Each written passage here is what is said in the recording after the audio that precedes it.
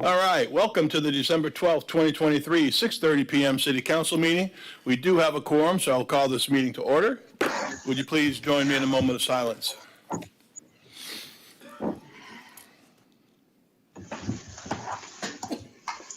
In the pledge to the flag. I pledge allegiance to the flag of the United States of America and to the republic for which it stands, one nation, under God, indivisible, with liberty and justice for all.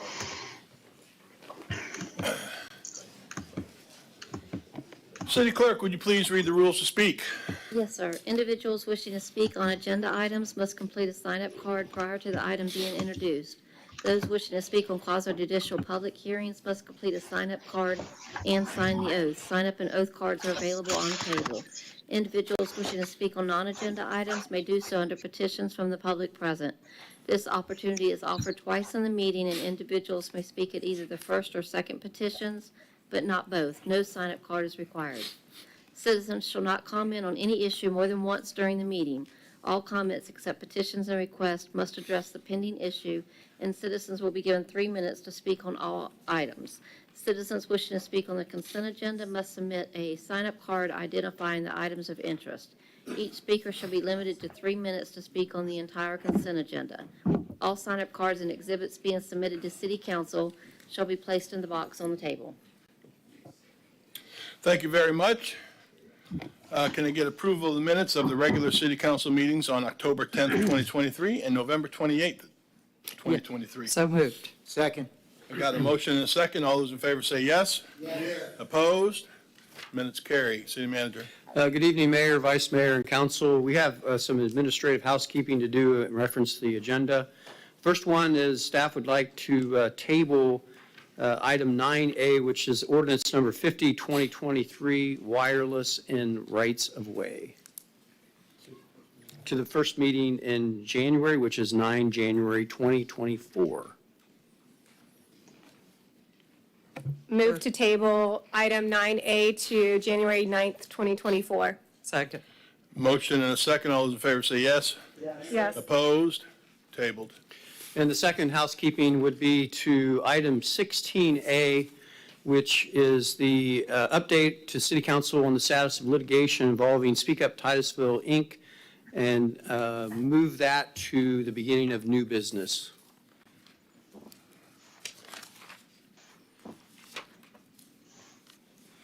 Okay. A motion to make that move?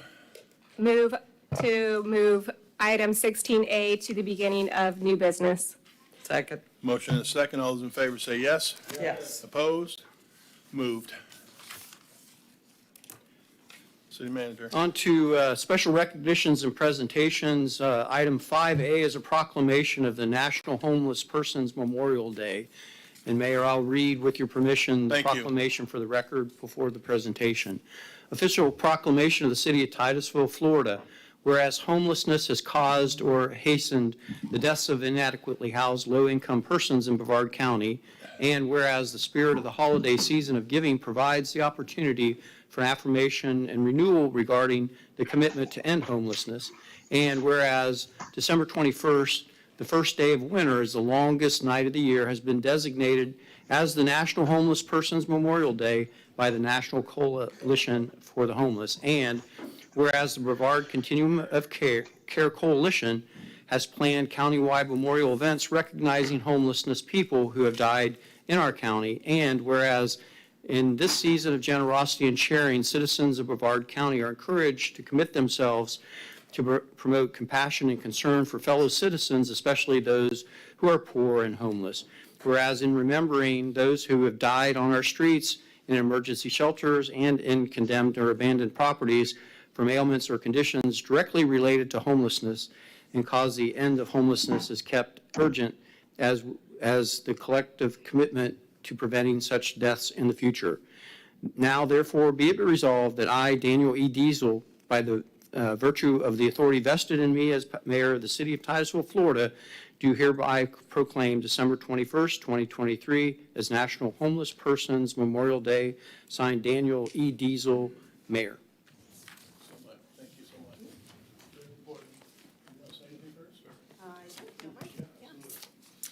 So, good evening, friends. Thank you so much. It is my honor to be here this evening as a representative of the Brevard Homeless Coalition. Along with me this evening, I have several other representatives. James, who is one of our staff members of the coalition. We have representatives from Tully Community Development Group, representatives from 211, and representatives from Community of Hope to show our appreciation for your recognition of the issue.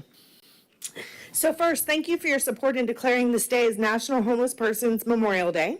Since 1990, the National Coalition for the Homeless has sponsored this National Homeless Persons Memorial Day every year on December 21st, the first day of winter, and as mentioned, the longest night of the year, to remember those who have died while living without a permanent home. This year, we will memorialize the lives of those who have died on our streets or in our shelters from conditions directly related to their homelessness. In many cases, these services will be the only commemoration of their lives. We're in the process of identifying those individuals who lost their lives in 2023 and want to invite you to attend one of the 3 memorial services being held across Brevard County on December 21st. You all have a flyer, I believe, from the clerk, which gives you the details. The mayor, I understand, is scheduled for the 21st at Sandpoint Park to actually present the proclamation as well. It is also our hope to bring awareness about the need of more resources to provide affordable housing, emergency shelter, and medical care for our most vulnerable citizens.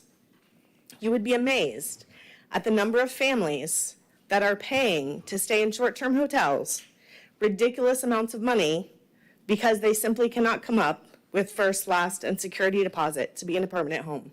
That's just one of the many issues that is contributing to our homelessness issue in Brevard County. And not just Brevard, but everywhere. But it's a significant challenge and something that we hope to be able to address.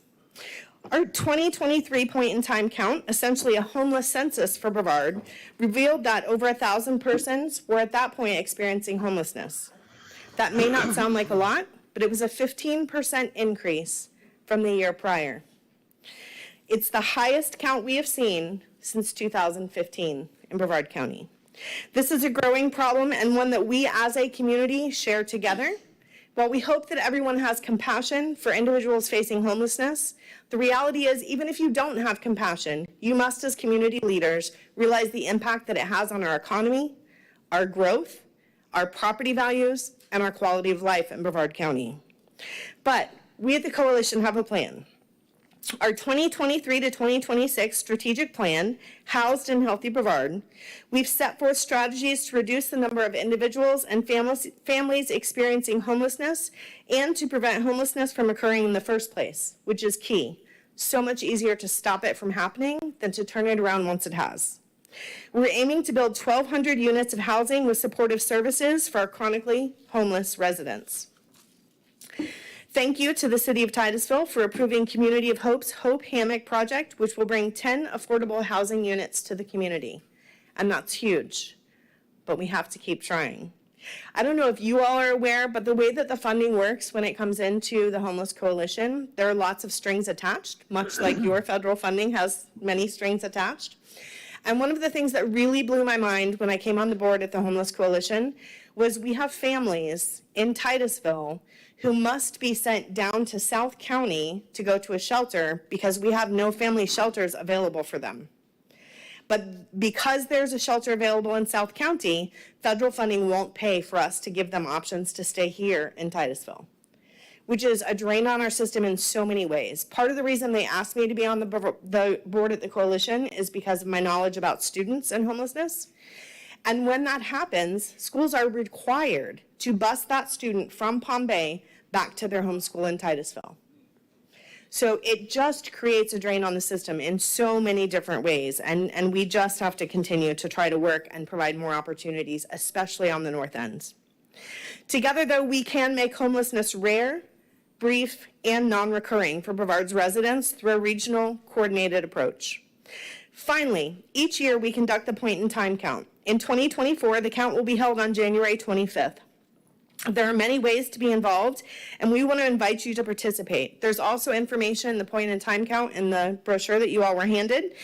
You can sign up, you go through training. They actually go out to all of the homeless camps in town throughout the county and get a count and get some demographic information on individuals, so we know what the challenges are that are contributing to homelessness and how we can start to battle those. So with all of that, thank you so much for your time, and we hope to see you on the 21st and at the point in time count. Thank you. Thank you, Misty, and to your entire coalition for taking on an effort like this. And yes, it is a countrywide, worldwide, it's a problem. And we hope that we can do better here. With that in mind, I would say I think I've been to every one they've had, but certainly the last 6 years or so, I've been out there on the 21st, and I don't know that there's a more meaningful or sentimental, more emotional ceremony than that at Christmas. One I went to, may have been this last one, homeless people were reading the names of homeless people who've passed away, who died, primarily from being homeless. And I first of all, I was shocked at the number that they were reading. It seemed like it went on and on. And then the emotion. And then I would just say from a personal note, when I go to this event and I see them and I try to say something that is promising, I'm amazed at the number of people, the number of young people that I see that are former students or athletes of mine at Titusville High School.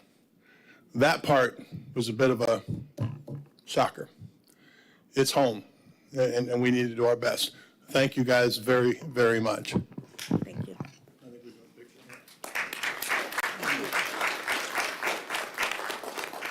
Turn it around so they can see it.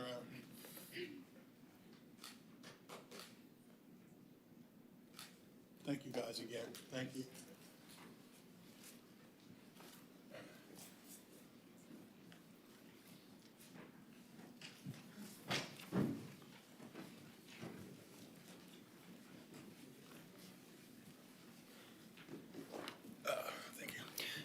On to item 5B, which is a presentation of the Titusville Farmington LLC FY24 budget and FY25 pro forma projections. Mr. Ball is the city's representative, and Kevin Cook will provide the presentation to council. Good evening, thank you. If I could get the presentation pulled up. The consent item carries the actual Tiffa budget for the year and the consent of the member, which would be the mayor, once the council approves the budget. I do have a brief presentation just to highlight what the budget looks like this year. So just to give you a very brief, this partnership's been established since 2010 as a raw water utility, combination of the city of Titusville and Miami Corp, creating the Tiffa LLC, which is the city's raw water Area 4 well field and a public-private partnership.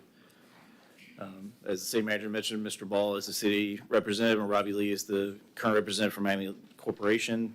They meet on a regular basis, serve as a management committee overseeing the operation of the Tiffa LLC. Just to give you a little feedback on what the Area 4 well field does for the city, we get about 61% of our raw water over the last year from the Area 4 well field. So we operate at 2.75 million gallons per day out of that well field, over our total 6 that were allowed from all our well fields. So it's just a couple of the budget drivers that we're seeing that Tiffa has seen increased cost in maintenance for both Farmington and the city for well field maintenance and the access maintenance. Insurance, reinsurance was higher, and the FPL power bills continue to increase, as everyone has seen, including the city and ourselves. Just to give you the past and projected, this is the rate per 1,000 gallons the city will pay for raw water. Going back to 2022, we paid $1.18. This year, we paid $1.16. In 2024, starting January, we'll pay $1.15 per 1,000 gallons, with the projection 25 to go up to $1.17 per 1,000. So the impact that we have is we do get some money back for our O&M operations, about $22,000 in the budget. We also get a member distribution for any overages in the rates from Tiffa. We split that with Miami Corp. That's about $350,000. We did budget a purchase of $1.1 million in raw water, which comes out to a net cost of about $750,000 to get this raw water service to the city. And we'll be happy to answer any questions. The line item budget is in the consent with all the pro forma data for 2024 and 2025 projected. Council, any questions? I see none. Nope, still see none. I appreciate that. I think we've kind of been familiar with that before. You guys do a good job, Vice Mayor. Yes, just one question. With this relationship that we have, is, how does that put us, just a short explanation, how does that put us in the position of our water supply? Well, this is one of our 3 sources. So this is our second largest well field. We have a well field that's permitted at 3 million that we've been able to lower by using Area 4, raise at 2.75 million gallons per day out of there. And it puts us in a really good shape to have 6 million gallons, which by our supply projections puts us well into the next decade with full supply to our citizens. And we will have the option to look at cup expansion of any of the well fields during that time as we get closer to seeing supply. But right now, we are well positioned in the water supply side. Not related, but beautiful, not related, but there is also a relationship with cocoa as far as our water supply. Is that correct? Yes, sir. We Would still. you kind of share that with us just for Yeah. a moment? So we do have a cocoa interconnect at the south end of the town that supplies finished water. It's not raw. It's actual cocoa finished water already processed through their plant. Over the last year, we took out about 25 million gallons from there. In comparison, since we're talking about Area 4 is about 1 billion gallons withdrawn. So we do use cocoa water to fill the south end tanks. They help for fire supply purposes, build up the pressure down the south end of the city, and they fill the Armstrong facility, which is a storage facility of ours. But we do maintain that interconnect. It varies up and down how much we need, but I look back the last year's around, a little less than 1.5% came from cocoa of our finished water supply, which amounted to about 25 million gallons. All right, thank you. Member Stokel.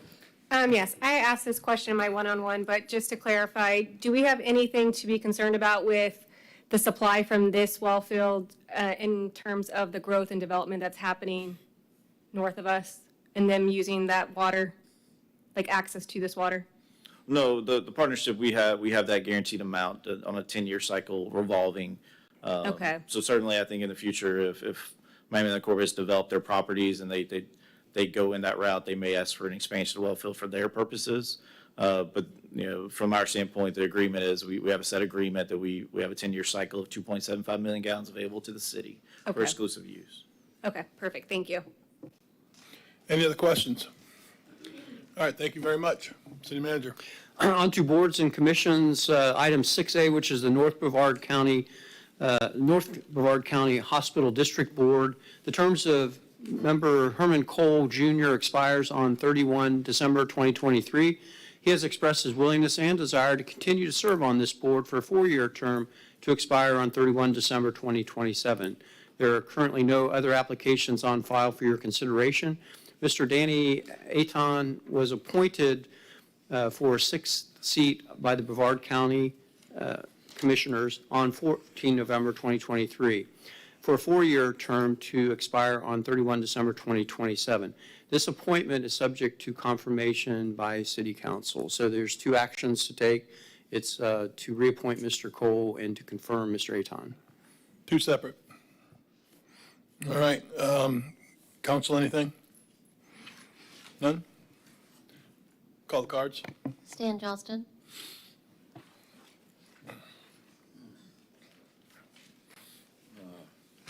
Stan Johnston, as a citizen here for over 50 years, I'm very proud that we have one of the only public hospitals left in the state of Florida. Very few left. And I'm concerned as I went to the board meeting last month, and I showed this sign, and what you see also over here about the sewage spray. And after I expressed my concern and asked for their help to get the fountains turned off, Mr. McAterry, who's here, he said that there's other organizations that should be helping Stan Johnston instead of the hospital. And of course that makes sense because down here it says Chairman Board of Directors Parish Hospital. He's also one, Mr. Jordan, was very much for spraying children with sewage. Doesn't do a thing about it. So Mr. McIntyre said you need to go to FDEP or county health departments or something like that. Well, it so happens I've already done that repeatedly. And I've gone to the city of Titusville repeatedly. So, Mr. McIntyre, I was just concerned that somebody told me, he said he got a bonus of $800,000 this year. I don't know if that's true, but I think that his W-2 form back in 2020 was about $530,000. So it looks like this year he's made well over $1 million, which I think he's the highest paid public official in the state of Florida. Maybe there's a football coach that we see. Stan, stop clock just a second. Try to focus on the nominees and how you feel about that. Appreciate that. Okay, well, the thing is the nominees, like Mr. Cole, they should be aware that we're having trouble with the city, what's going on at the hospital. As you know, Randy Fine doesn't like you guys very much at all. But I disagree with Randy Fine. I want to keep it. But I think that you guys should stop the spraying. Do what you can. Contact the city, say, we don't want the spraying women, children, and babies with sewage. We don't want it. But the parish hospital, public hospital, won't do it. In fact, what they did is they did something what the city did. Is they told me, get off the property of parish hospital, even though it's a public hospital. The guy forced me off the property. I didn't like that either. So what's going on is some dirty stuff. In other words, also, it doesn't look good when the city of when a public official is paid more money than I don't know if anybody else in the state of Florida gets paid that much. Over $1 million? Wow. Well, I mean, 530, if that's correct, 530 plus 800, that's 1.3 million. Still got nothing to do with the board here. Oh, it does. The board's got to make that decision. Not the members that are nominated. The board makes those decisions. I want the boards to make better decisions, like stopping the fountains from spraying and making sure that he gets paid well, but not too well like that. That's going way overboard. Mr. McIntyre could pay more. So maybe he can comment about that, because he's here. All right, good. I'd be wonderful if he would. I don't think he's going to. I would like to comment on that. Okay.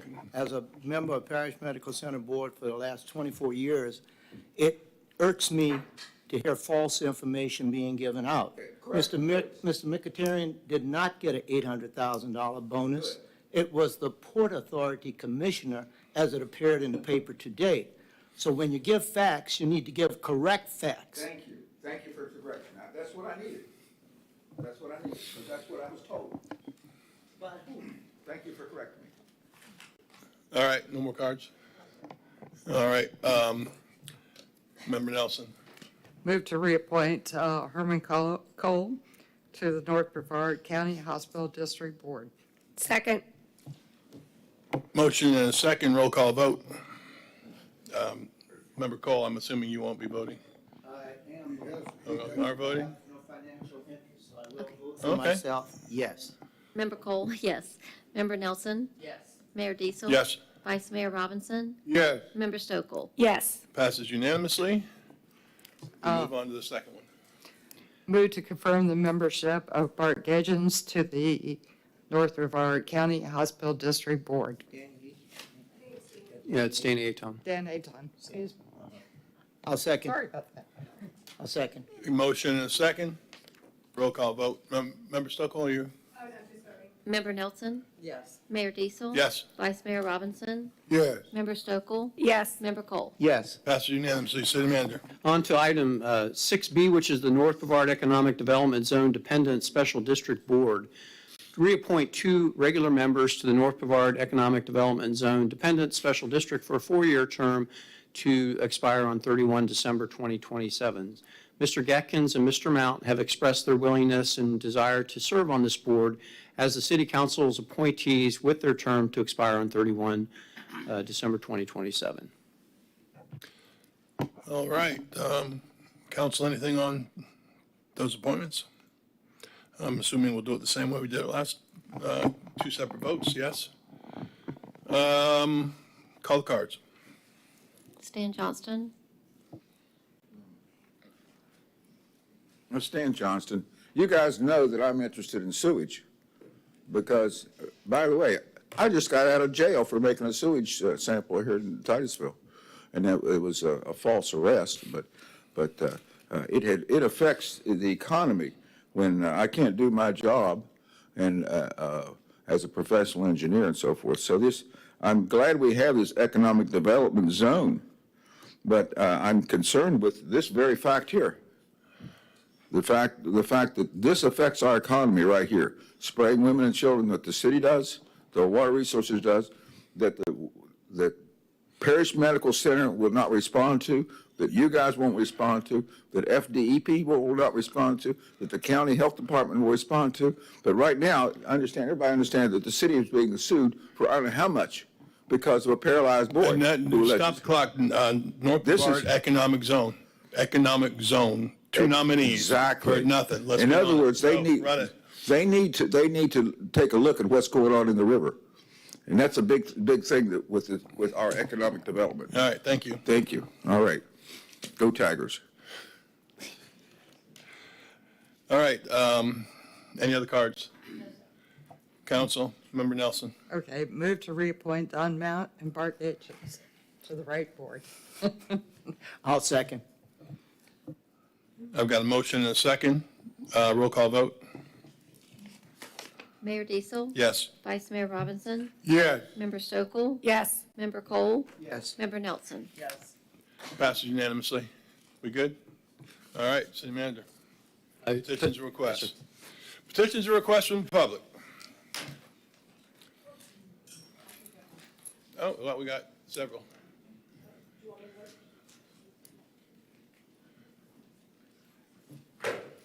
I didn't read my agenda carefully enough to follow the timing. Kathleen O'Rourke, in 3525 Palmer Drive. And I just wanted to I make a request based on a follow-up to the email that I sent you, Mayor Diesel, and I appreciated getting your response. It was in reference to the last meeting we attended, and I'm just going to get to the end of it. I'm not going to read the whole letter. I sent copies to everybody, so you can look at it if you want. But basically, you indicated somewhat that you were disappointed in the fact that we didn't have adequate community coordination on making this decision regarding the Live Local Act, and I share that feeling. And what I would like to do is request that you continue refining the ordinance to accurately include some of the elements that were proposed by both parties. This could be best accomplished by reviving meetings between the team of Connie Milton brought together and the staff to work on the best plan to meet the needs of both parties. I understand a decision was made last time because you felt some urgency. What I would like to ask you to do is allow the time that we did not seem to have to bring these people together to continue working on the issues related to the Live Local Act. And that is essentially what I want. Again, the big concern citizens have about this is that we're going to lose the ability for citizens to have input into some of these issues around Live Local that will be limited only to staff decisions, so they won't be going through the planning and zoning, they won't be going through city council. So that's my request is let's back up, start again, and then if we come to a different finding, it can be presented to you, but it'll give the citizens the opportunity to participate. Thank you very much, Member Nelson. Kathy, I understand your frustration with Right. that particular piece of legislation. And, yeah, it was not my favorite piece of legislation. Nobody's. Didn't like it. Not your Still fault don't there. like it. And there are a lot of lawsuits going on, a lot of legal action going on right now. I think as hopefully the dust settles, we'll know more. That's not going to stop you from making suggestions at any time. Maybe you might want to look at this, maybe you might want to look at that. But I think, to sit down and try to do another committee at this point I think we need to wait. Okay, first of all, this one is not my issue per se. Connie. But I mentioned Connie because I was present at the meeting, and as a citizen listening to that, I was incredibly frustrated. And one of my concerns, because I hear this frequently, there's going to be lawsuits or whatever. There are lawsuits. Sure, but the problem with that response is if indeed we make decisions to prevent lawsuits as opposed to doing what is right, we are giving up the moral high ground and we're not doing what we should do. Because the fact is, we all know, in terms of lawsuits, the developers have a lot of money. So if you say, well, we're afraid they're going to sue us, then we're just going to have to make them happy, might not really be what's right. No, you don't really want to do what's wrong to make them happy. But as constitutional officers, we have to follow the law. Right. And that becomes an issue. Well, and again, I'm not asking any more than to reconvene the meetings and have people get together so that Connie's group meets with Brad, and also that the city staff have time assigned to do that, because they tried to do it before, and perhaps it was the Thanksgiving issue, but it wasn't a priority for the staff, and that needs to be made a priority, and then have these meetings, and then see what they come up with collectively. I'm not asking you any changes other than to get this communication going back again. If you guys, I don't know. No, we're moving Yeah. forward. We did probably 2 meetings at 3 and 4 hours each, 80 cards. We certainly heard them. There was some changes that I saw from staff's ordinance that added some things, perhaps not all I wanted. But I will also say that I was at a League of Cities meeting last night, talked to 3 different cities. I was under the impression they were making a move toward an ordinance. They said they're not going to touch that. They're going to watch and see about lawsuits, but they're not going to challenge the state on this. And I won't name the cities. That wouldn't be right of me. But I will say 3 very close cities. We're the only ones that have really done anything. Nobody, I thought there were more things going on with this than there are.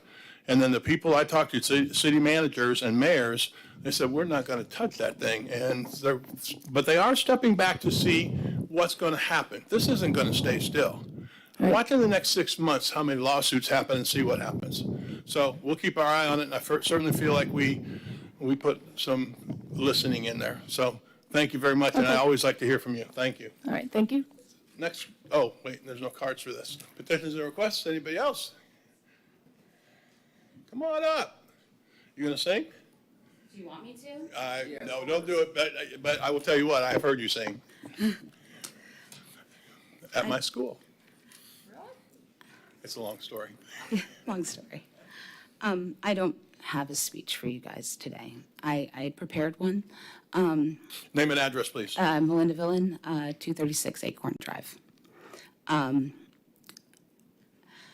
want to thank you guys first off for putting the no commercial vehicles sign on the side street. I bet you probably didn't think I'd be back here No, I didn't. after that. Since then, they have pulled up freight vehicles in front of my house and my neighbor's house. I have talked to I didn't talk to code enforcement. My neighbor actually called code enforcement this time around. I called planning and zoning and came in today and talked to the very nice lady at the head office here.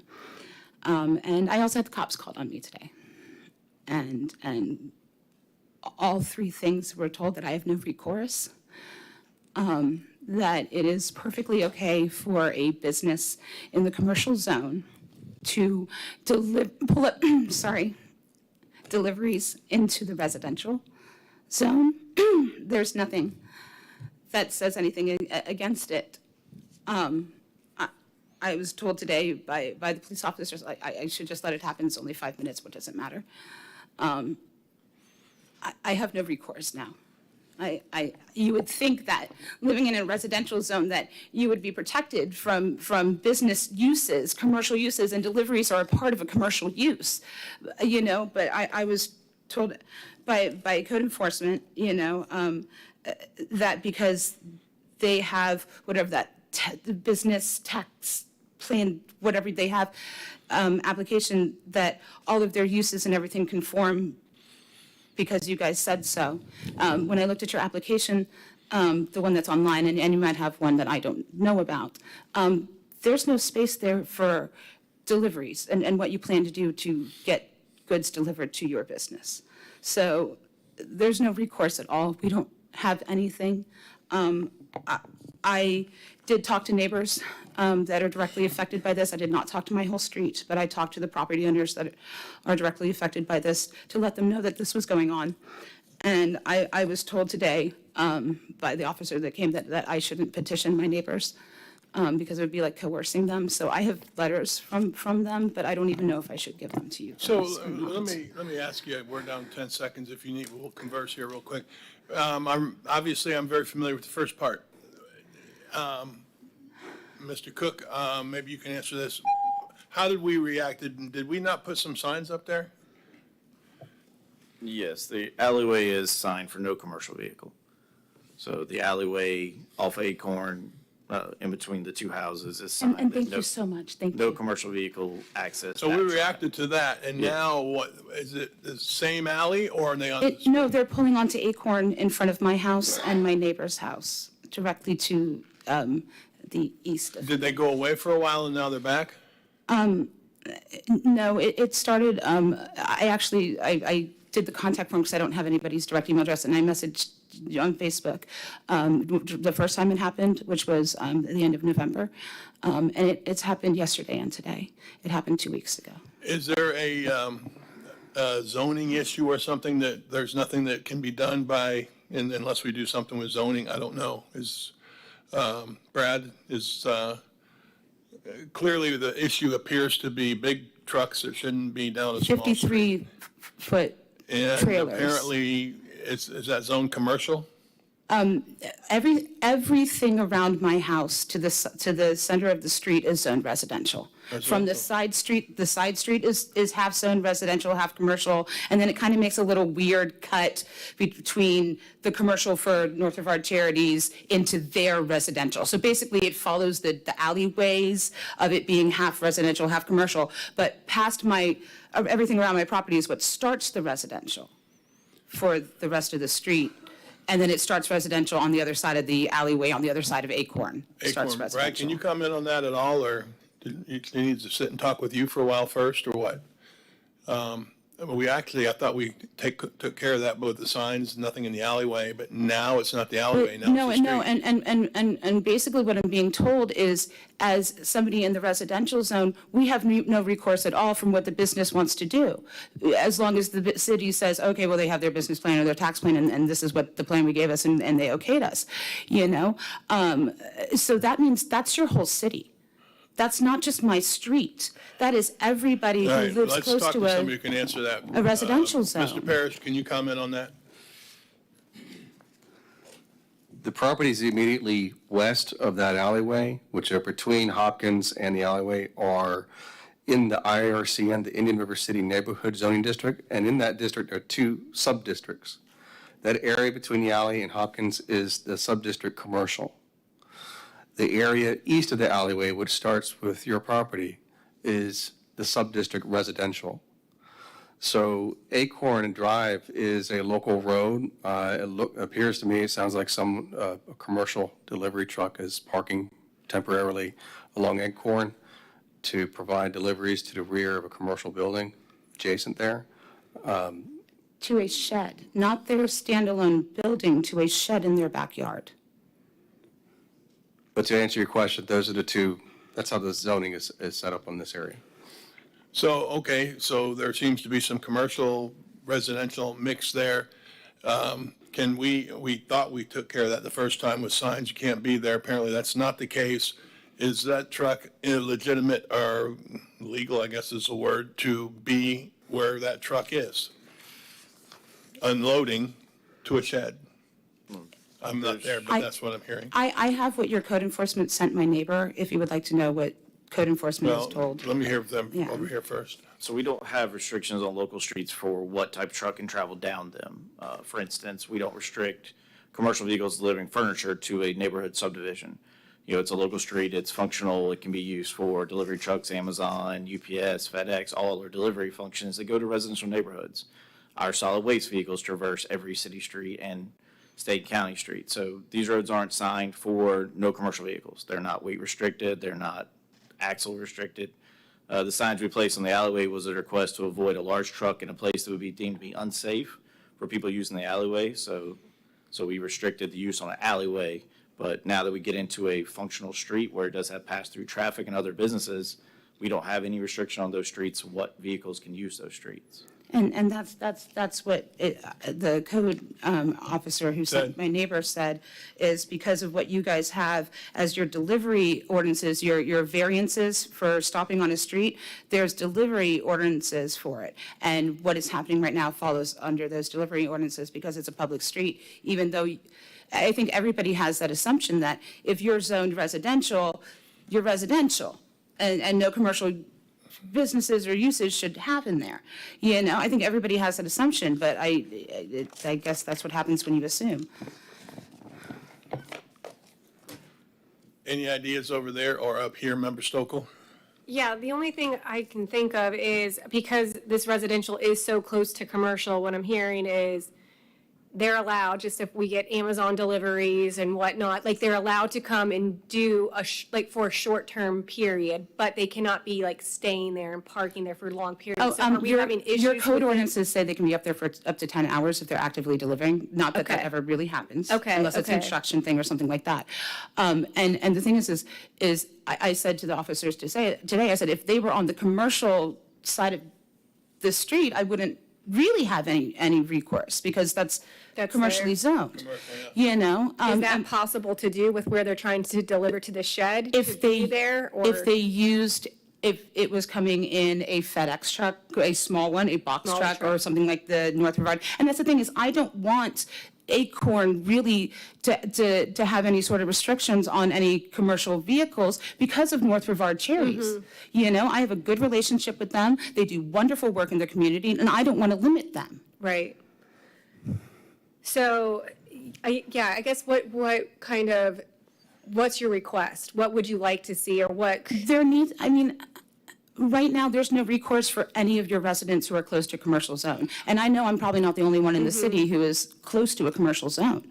So that means that any business that's in a commercial zone can choose to cross over into the residential property and make a delivery to anyone in Titusville so long as they're close to the residential zone.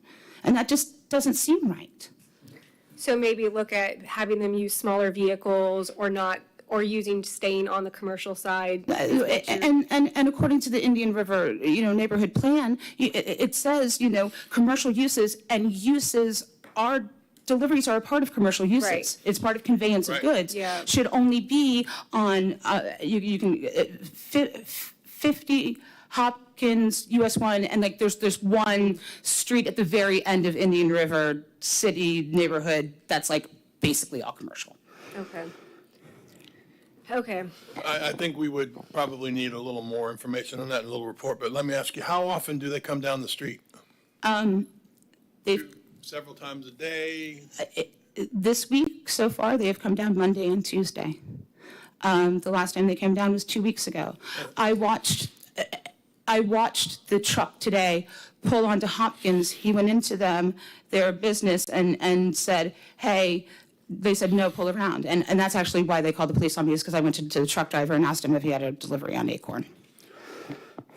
I'm not sure who. It's a valid question, right? Certainly if you live there, I mean, that's for sure. I guess what I'm going to want is a better understanding of what it is, what we can do, what we can't do. It sounds like if it's commercial, I get it. That's a problem. Yeah, no, and that's why I said, that's why I said to the officer, if It's they were doing it on the other side of the also alley, I wouldn't have a And problem that's with where it. zoning gets tricky, somewhere along the line down the road. They put commercial right next to residential, and that looks to me like we're paying the price there. Yeah, and this is a historic neighborhood. That's why one of the reasons that the neighborhood plan is in place is to protect the integrity of the historic neighborhood. All right, with that, Kevin, if I can get with you, or you can kind of give us a little idea of what we can do, what we might do, what we can't do, just a better understanding of what our side of it is as far as, what can we do? We already put signs up. We did address that. Apparently, the alley's not a problem right now. No, because they can't bring a commercial vehicle down it. And it looks like at least temporarily our hands are tied. So let me Yes. get with staff and see what we can do. I don't know if you guys want, I have letters. I What's don't your, know if hand it to the clerk, you please. want them from other property owners, and then if you don't mind my neighbor speaking next, another neighbor. Sure, thanks. There's basically 4 properties that are affected, the 2 directly next to mine, and the neighbor at the end of the street. Thank you. I think the issue that we Name and really address, have here, please. I'm Greg Valdyke. I live on 205 Acorn Drive. And we had two FedEx trucks today. We had one that was a tractor trailer, 18-wheeler, and we had one delivering Christmas presents. So there's no real problem there on the one because we have FedEx and UPS trucks. But the tractor trailer is a little bit big for a residential disagree. neighborhood. So that's our problem. Yeah, again, when we chat, Kevin, or whatever we get, I'd like to hear more about 18-wheelers. I get the FedEx trucks. We all get those this time of year especially. Of course, in my case, I get Amway, Amazon, Amway. I'm going back to 1979. Amazon, they have a parking spot at my house. Anyway, thank you. Thank you. We'll see what we can find out on that. All right, next up. Y'all heard that Amway in a while, have you?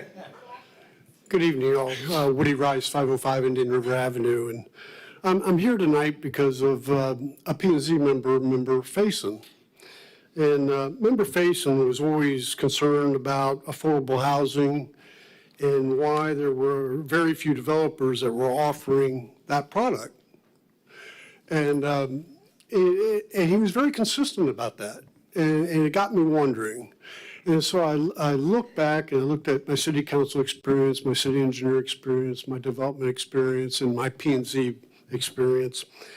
And it seemed like, to me, that affordable housing always seemed to be grouped together in a common surrounding area.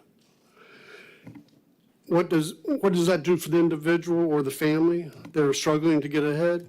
Not much. I say so the problem to me is we need a distribution method in which to distribute affordable housing throughout our community that will lift the human spirit in individuals and families and get them into a better environment, have an opportunity to be in a better environment. So if you had a chance, and you were a parent, to live somewhere that was better than you were living now, in a better environment, would most parents do that? Absolutely. I think most parents would step up and try to give their kids more than what they had growing up. So I say to, the heavy hand of government is not the solution. Because that's always, anytime you have a heavy-handed mandate, there's always outcomes that are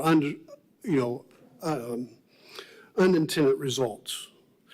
So I looked at a goal as how do we get the developers to step up and participate in this program as a voluntary basis. So having given this a lot of thought, and it's a distribution and a return on investment problem. Developers look at return on investment. What we want as a community for affordable housing is distribution and have it distributed throughout our community. And actually, if you look at your comp plan, one of the main things in the comp plan says, it's goal number 1.3, the city of Titusville shall encourage the equitable distribution of affordable housing throughout its jurisdiction. In your comp plan, it says that. And you try to accomplish that. You do. It just doesn't seem to be working maybe as good as it could. So I came up with an idea, and it's just an idea. And I said, all right, how do I overcome those obstacles? And so it's not a new strategy. It's a strategy that I'm just going to implement. This is just implementation differently. Great, now we don't get to hear the strategy. I'm sorry? No. Can you get another minute?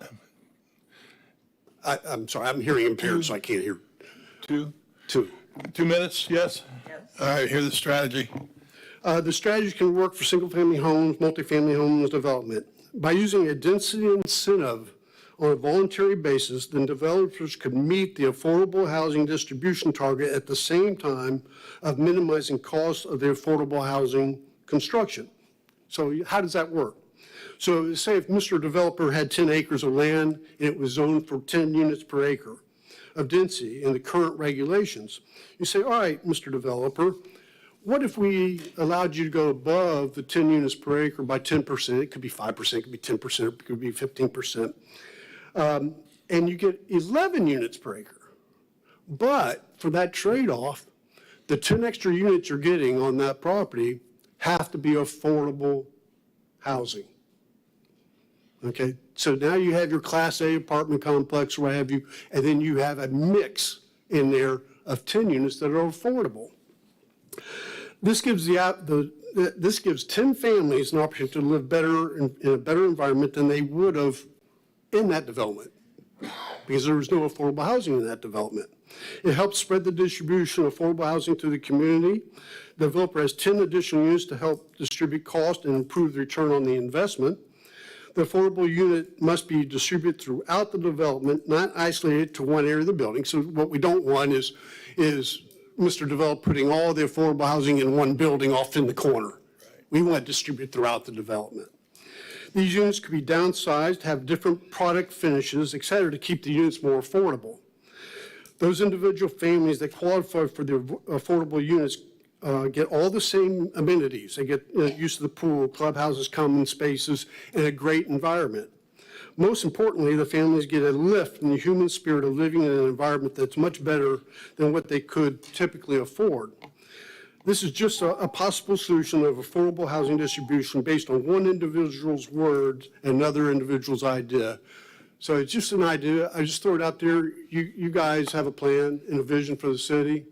This is just an idea, because I just think we do need to address affordable housing, and it's not happening adequately. Well thought out, well presented. We good? Anybody up here want to say anything? Yes. If you ever get a chance, it's a person that gave me a book to read, The Color of Law. Sit down and read that book, and then come back with your proposal. I don't know that book, so I can't comment. No, Member Nelson. Can I borrow it after him? I want to hear more about that book. I'd like to hear about it. Go ahead. Okay. It's an idea, because we are looking for more housing. Okay. I'll read about it. I'll have now. someone translate what you guys said, so I can Okay, I understand know. it. Thank you. Go ahead, thank you. Okay, thank you. Yep. Hey. Hello, Connie Milton, Wendover Farms. One, I'm here to ask you to do a Rule 13 from 2 weeks ago on the ordinance and the resolution for the Live Local Act. Please reconsider that. There are no teeth, no good teeth in there. Also, everybody seemed to have hung their hat on the word if in 7D. I requested for the interpretation, a written interpretation from your attorney on 7D. What was his interpretation of that statement? He never provided a written interpretation. In fact, he called me before that last meeting and said he didn't have to give a written interpretation because y'all didn't vote on it, to have him provide a written interpretation of 7D. Now, you have other options. You could go to the League of Cities. Go to the Attorney General in the state of Florida and request an interpretation of 7D from the Attorney General. You could ask your own attorney to provide something prior to that. But yeah, we gave you 80 cards over 2 different meetings. We pointed out to you in your land development regulations and your comprehensive plan where you had the authority as the city council to require P&Z involvement and city council involvement in approving industrial and commercial property being developed for multifamily or multi-use. We showed you that. We gave you every opportunity. We gave you all the information you needed to fight something in court. If you're concerned with a lawsuit, you have reasons and backup in your existing comp plan and land development regulations to fight that and win. So I would request that you do a Rule 13, reconsider that. Someone suggested to resurrect the team. I'm perfectly willing to do that. We can have Mr. Rice on the team. He'd be a good member of the team, wherever he is. But that would be great to rehash and relook at. Cole Oliver, he had some good ideas. I wish he would have gotten that to me before we ever presented. Could have had prepared speakers to present some of his items. that didn't get presented because that team never happened. It never happened. And I proactively tried to get it to happen, and maybe Thanksgiving and the holidays kind of prevented that. But please do a Rule 13 so we can re-look at this. Thank you. Member Stokel. Yep, just to clarify, I was just at Florida League of Cities, I want to say a week or two ago, and I talked to David Cruz from Florida League of Cities about your email, which you had sent back to me to talk to him. Again, difference of interpretation, that's not consistent, and that's kind of why the reason I did vote the way I did ask him to, just because I think we all are experiencing the same frustrations, and as much as we are kind of pushing back with the Florida League and in Tallahassee, a lot of other cities are doing the same right now. And I will tell you this, when I asked about it, I want to say back in October, the consensus I was getting from that Florida League of Cities meeting was, no, they're really not going to look at it this session because this is really a project of the Senate President who has another year. When I asked again 2 weeks ago, the tune was a little bit different because a lot of people are making noise that they may look at it this session. So I don't plan to do the Rule 13 personally, but our session starts in a month. We'll be starting in January, and I will be going up to Tallahassee. And I know this is an issue that they're still working on and we'll be looking at. But I think with what we were given now, and I think we will have difference of opinion on the interpretation, I do feel that what we did pass right now is really strong compared to what I am seeing and what we needed to do. And I think the mayor was mentioning how some cities haven't done anything. So a lot of cities are built out right now and it's not impacting them and they don't have applications coming. I said this before, my concern is if we don't have something in, the staff will be left to interpret that on their own as applications are coming in. And I did not want to give staff that much authority. So that's kind of my position right now, but I will continue to be working on this. Thank you. I think that's where we're at. Petitions and requests. Stanton Johnson, 860 Poinsett Avenue. I'm here again. And I appreciate what Mr. Cole said about the mistake I made. And I had a source that apparently was not correct. I thought it was a good source, but apparently not. So in a similar manner, I'd like somebody to comment on this. It's like I've got a poster up there. It said, City of Titusville, and I've talked to PE and so forth about that, and they won't comment about it because pretty much everybody's saying that Stan Johnson is right, city's wrong, but the city won't comment on it. I mean, it's closed doors from our city manager, closed doors from all of you council members. So the thing is, it appears to me is you guys are wrong, and you're not righting your wrong. It's for some people, it's not a Merry Christmas, like for the guy who's paralyzed. It's not funny.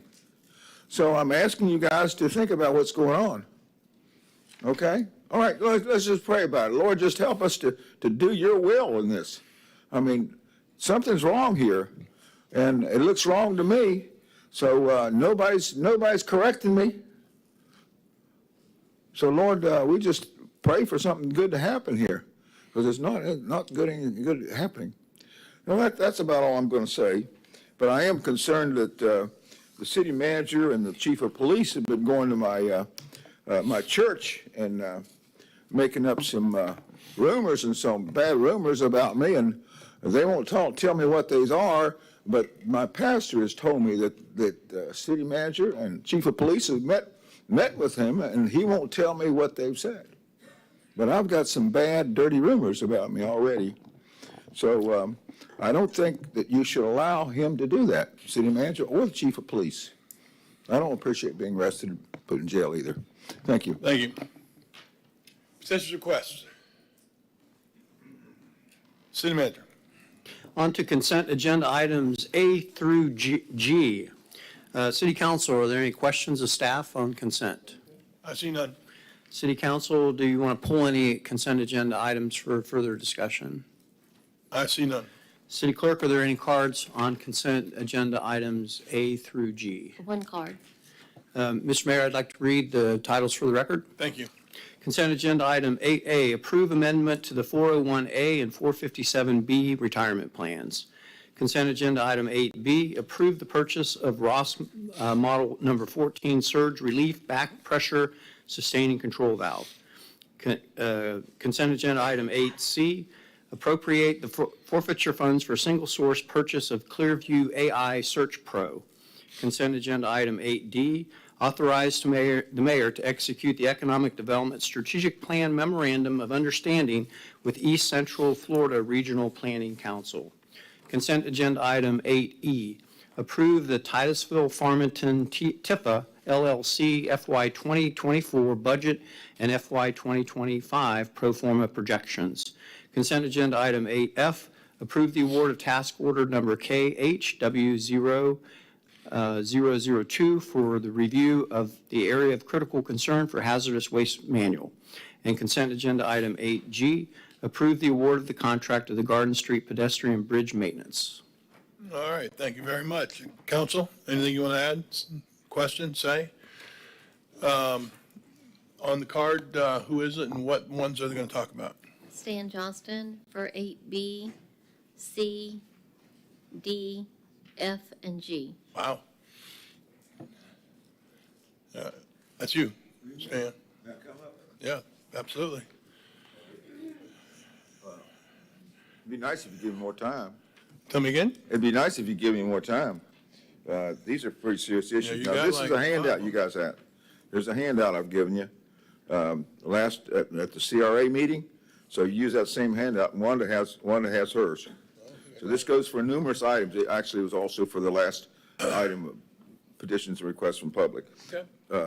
But it covers a lot of issues. So what's happening here is, for example, on 8D, economic development, the ECFRPC. I've had a bad experience with them, is that we ended up with a false report. A false report is a serious issue that we have a sustainability report. It's false. And by God, you can tell you what, is there's no professional engineer will dispute me on that particular issue.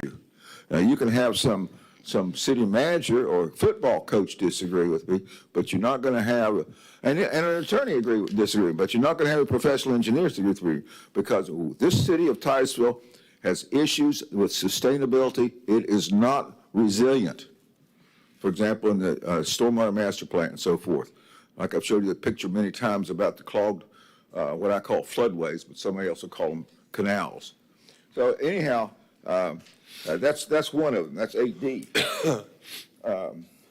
8B, let's see, maybe I'll go into another one here. Well, I'm looking at 8F. I don't see that we even need it. I don't know. I don't know if I'm sure we need it. On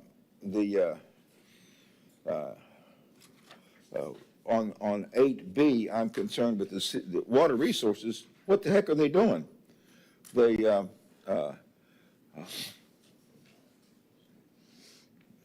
it 8B and something else, isn't it?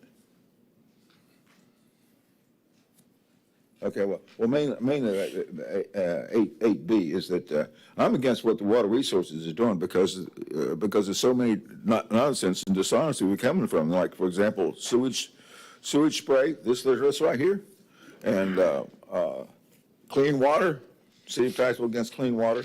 It's not the right thing to do.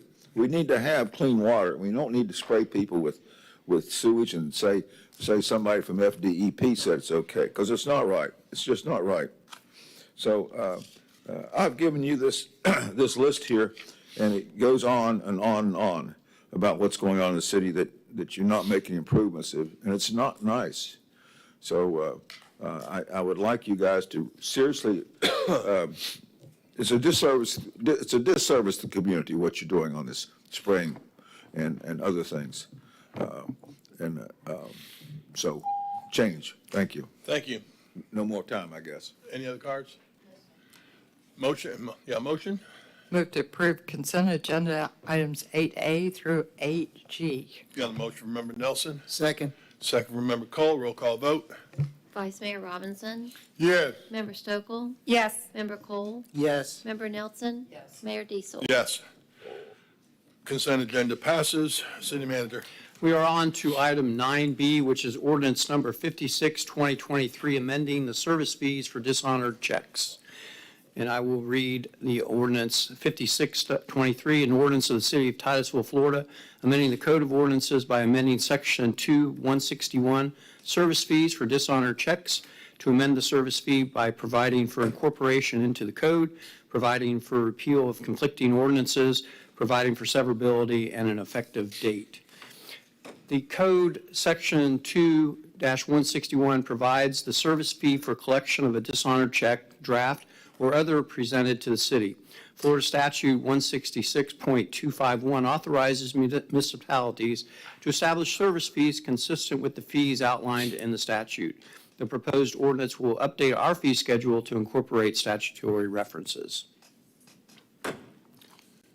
All right. Council?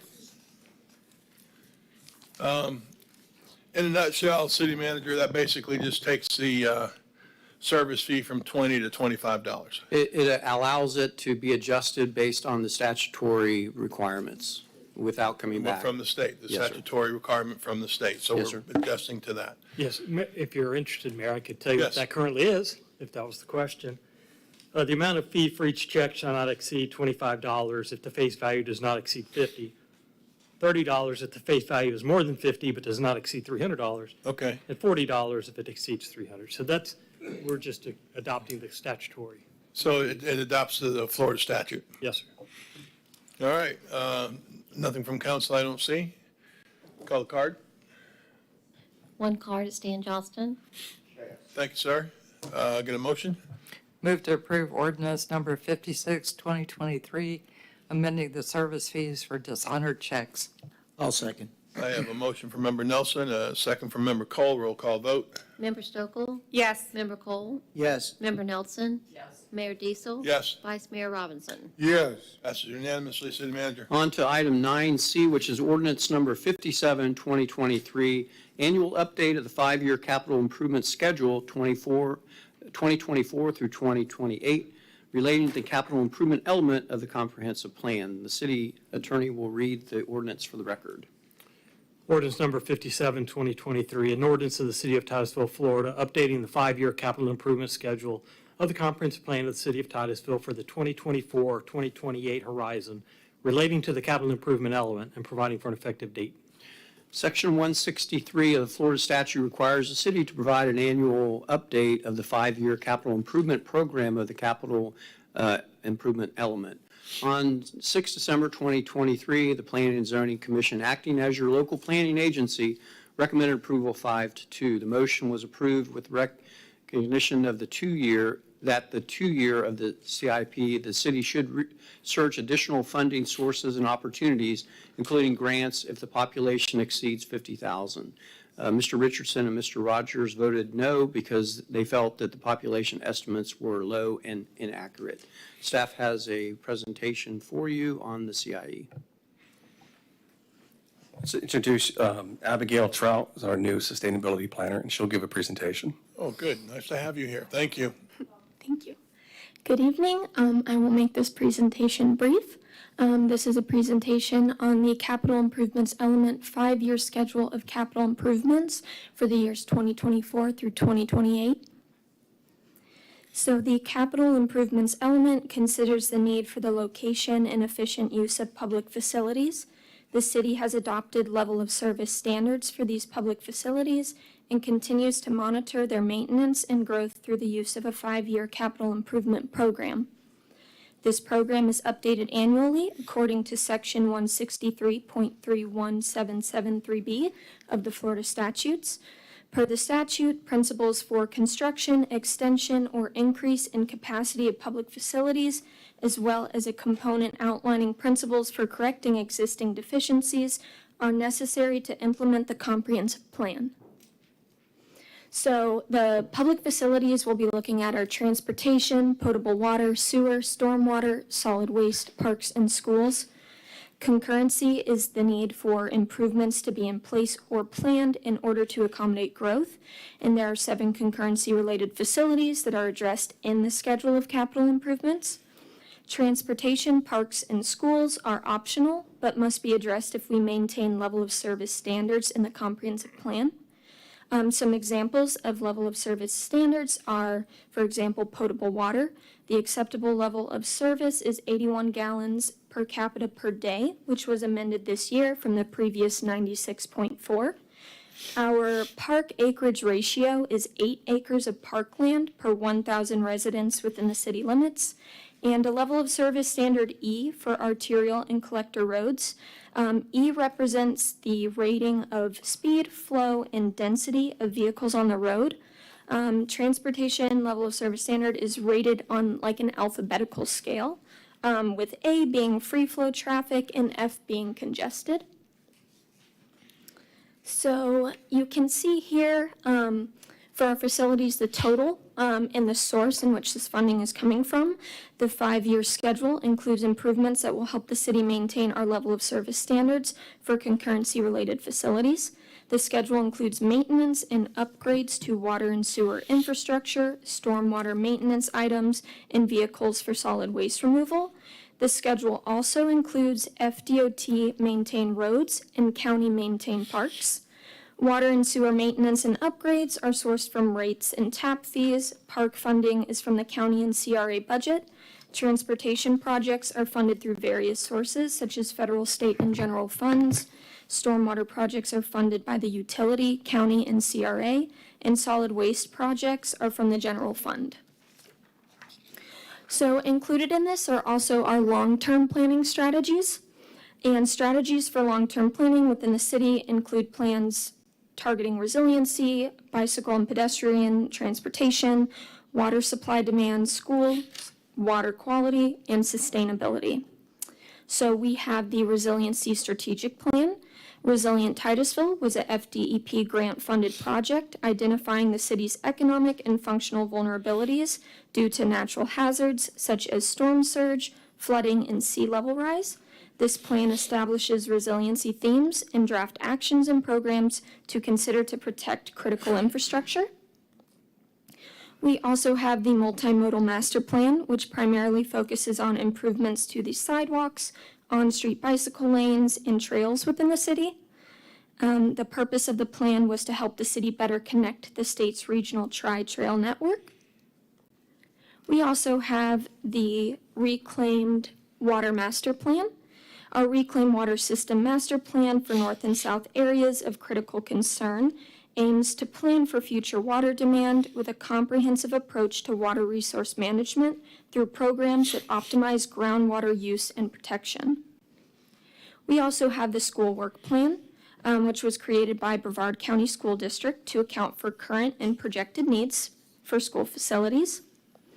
We also have the Basin Management Action Plan, which with the introduction of House Bill 1379, on behalf of Executive Order 2306, the city will implement Basin Management Action Plan projects that help achieve total maximum daily load, which is known as TMDL.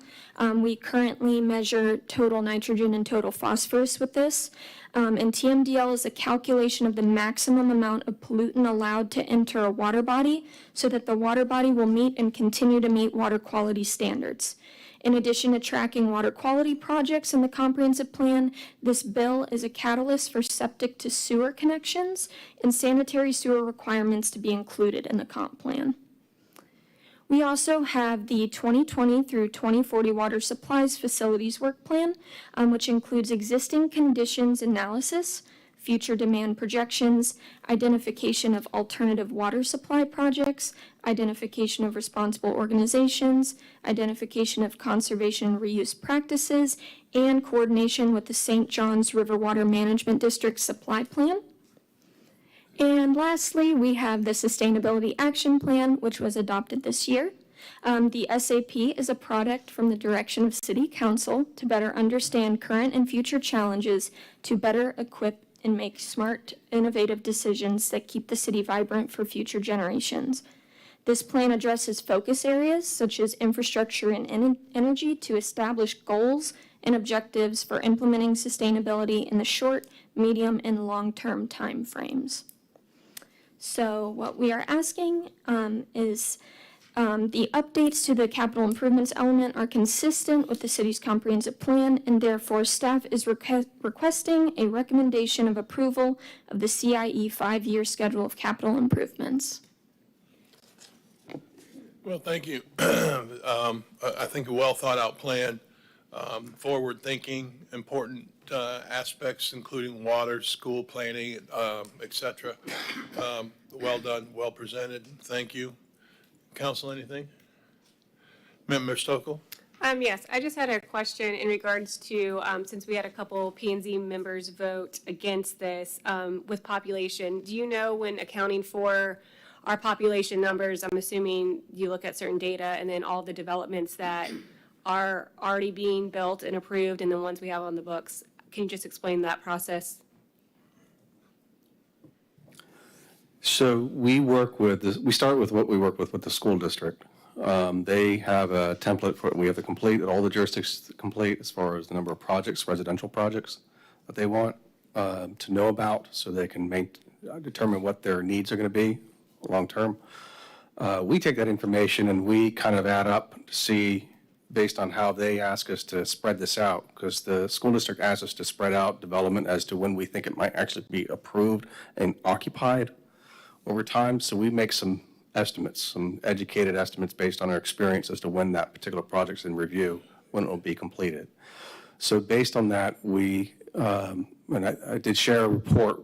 Well, a report was shared with you that shows you all the residential projects that are in review or under construction or have been platted and are just being filled out. And so we estimate when those certificates of occupancy will be completed. We add those numbers to the University of Florida's Beaver populations that they give to us. They're official numbers they give to us annually in April. We take that. We take how many certificates of occupancy we think we may be issuing in the remainder of the year, add to it, do it again for next year, and the next year we provide maybe a couple of years of projections that we share with our department heads to help them with budgeting.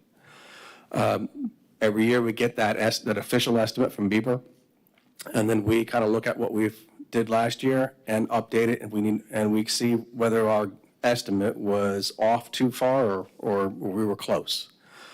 Speaking with Bieber, we believe that their numbers are valid. They are in contract with the state of Florida to do population estimates. Almost every jurisdiction uses them for comprehensive planning. Their explanation they gave to us states that they use permit data, just like what we're doing, and also Florida Power and Light or power account information as well. Apparently that is very accurate according to their studies. So we've come to rely on their numbers and we just add to it. So we make educated guesses basically or estimates of when we think a particular project will happen. To be honest though, there is there is some guesswork in it because some of these projects, they go on for several years and sometimes they might not actually get constructed even though they may be approved. So we may see a lot of projects on a list saying that there's a pretty high jump of population that might be coming towards us in the next few years. But in reality, some of these projects might not come to fruition. So we get a reality check every time we get the official population estimate from Bieber. Now, this year we're at just under 50,000. I think we're going to be above that next year. I think so too. Okay, and then my last question, I noticed that the number of gallons went down from 96 to 81 or something. Can you just explain why that was? Answer for that one, but my understanding is that they're just lower rates of of consumption over the past few decades. So they're based on actual usage as it went through the St. John's review of the water supply plan. The St. John's recommended lowering the standard to reflect the actual usage inside the city now, which shows a drastic lowering from the previous numbers. Okay, so that's based on our population of what the average typically is for our residents? Yeah. Or, just keep in mind that water service area is larger than the city, so we do have closer to 61,000 serviced water customers as opposed to 49,000 population. Okay. Yeah, it's actual gallons used as part of that study, though. St. John's recommended they be reflected in the level of service. okay, thank you. Member Nelson? So if we have 61,000 water service users, when we're doing our CIE, are we considering that also? As opposed to just that actual number of people who are within the city? Yes. Okay. Yes. And the same for sewer? Yes. Okay. Council, anything else on that? Call the cards. Stan Johnston, Stan Johnson, registered professional engineer, and I promise to tell you the truth, the whole truth, and nothing but the truth. But I've talked a number of times with Mrs. Trout and also Mr. Parrish and Mr. Galindo and also Joe De Niro about the problems we have with resilient Titusville. It's not true. Fact is, I went to workshops, I presented all kinds of information about the city of Titusville wasn't resilient, signed and sealed and so forth, made affidavits and so forth. And what they do, they just kept dumped it out of the resilient Titusville. They admit it. So right now, it's nice for Mrs. Trout and Mr. Parrish to say these things about all these wonderful things that they have in their documents, their reports, but the reports are false. And it's a felony to do that. I'm serious. So they're not telling the truth. They're not telling the truth about a way of spending our money and so forth, and how we should spend it. They're not telling the truth. The city of Titusville is not sustainable, it's not resilient. And if she was a professional engineer and he was a professional engineer, they would not say that because they couldn't even get East Central Florida Regional Planning Council. They couldn't get their professional engineer, Hugh Harding, to admit that. And I know Hugh Harding. So right now is you've got dishonesty right here in your staff. Mrs. Trout, Mr. Parrish, and Mr. Galindo about this very issue. That's why I recommended to you just a little while ago, don't get the East Central Florida Regional Planning Council. They're not telling the truth. The city of Titusville, for example, they ought to be spending capital improvement. The city of Titusville in the last 60 years has not spent 1 cent on a capital improvement for our flooding our homes. Not 1 cent, not 1 cent. Name me a project, you can't. Name me one cent they spent on the stormwater management plan that's out of the city limits or getting someone to do it. Not 1 cent, not 1 cent. So when it happens, when we flood and when we have problems, you can blame it on these guys right here because they're not being truthful. They can't get a professional engineer to disagree with what I'm saying because they won't, because they know I'll report them. So I think you guys ought to find out what the truth is. And I'm telling you the truth, and they're not telling you the truth. And it's embarrassing for me to come up here like this. Now, I appreciate Mr. Cole correcting me when he did. And I would like you guys to correct me because right here on this, what I sent to you right here, it says number 15, cover up by refusal to hire a PE to dispute my findings. So I've let you know repeatedly, asked you to get a PE to disagree with me. You can't do it because the truth is, the truth hurts. And these guys are not telling the truth. It's a big deal. And I'd like y'all to stand up to it and let the truth be known. So, all right, you got it. Thank you. Any other cards? the last card is Connie Milton.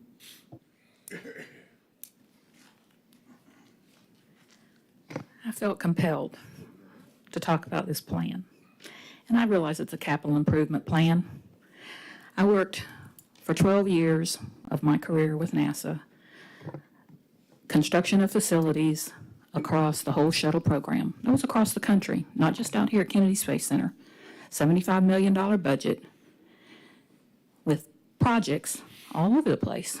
A lot of them, I'd say 60% of them were at Kennedy Space Center, but the other 40% were across the country. I'm responsible for that. There's constantly a rolling backlog on capital improvement projects. And to address that rolling backlog that's always there, you have to be very, very proactive in pursuing alternate funding sources. You have to be very proactive in going to the source of funding, letting your needs, requirements be known constantly, and not just on a 5-year horizon. It needs to be 20, 25-year horizon.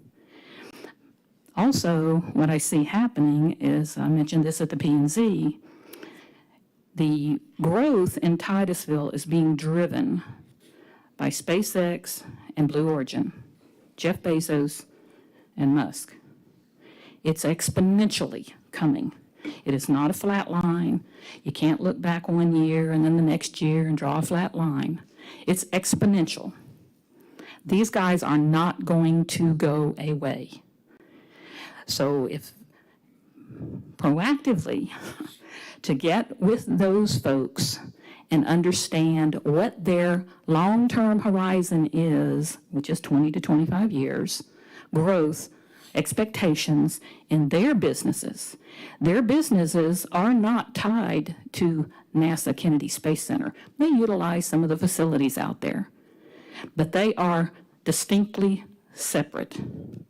So get with those folks and put together a long-term 25-year, not just a little 5-year little rolling problem that you have going on. Put together something. And with all of these developments coming in, even the affordable housing projects, these developers need to be paying into, substantially paying into a fund that will expand your water resources, your sewer resources, anything, your roads, sidewalks, because you don't have enough water right now.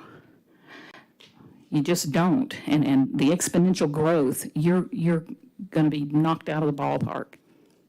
My opinion. Thanks. All right, that was the last card. Member Nelson. Well, I did want to add one thing. And I understand that we do need to go look for alternative funding sources. But I think the staff has been fairly good at getting grants this year. They are. And There was a lot of, that's it a was, big deal. it was something like 32 million. Do you have a number on that? Do you remember? How many? It was something crazy. It was like, It's crazy. it was almost our budget, which made me happy. Because anytime we can use everybody else's money as opposed to the poor citizens in Grants. Titusville, yeah, use it. So I will make a motion to approve ordinance number 57, 2023, the annual update of the 5-year capital improvement schedule. And potentially, maybe in the future, we need to look a little further out. Yeah, I'm just going to say that. Yeah. Second. I have a motion from Member Nelson and a second from Member Stokel. Roll call vote. Member Cole? Yes. Member Nelson? Yes. Mayor Diesel? Yes. Vice Mayor Robinson? Yes. Member Stokel? Yes. Passes unanimously. City Manager. On to item 9D, which has a quasi-judicial element to it, so the city attorney will read those rules.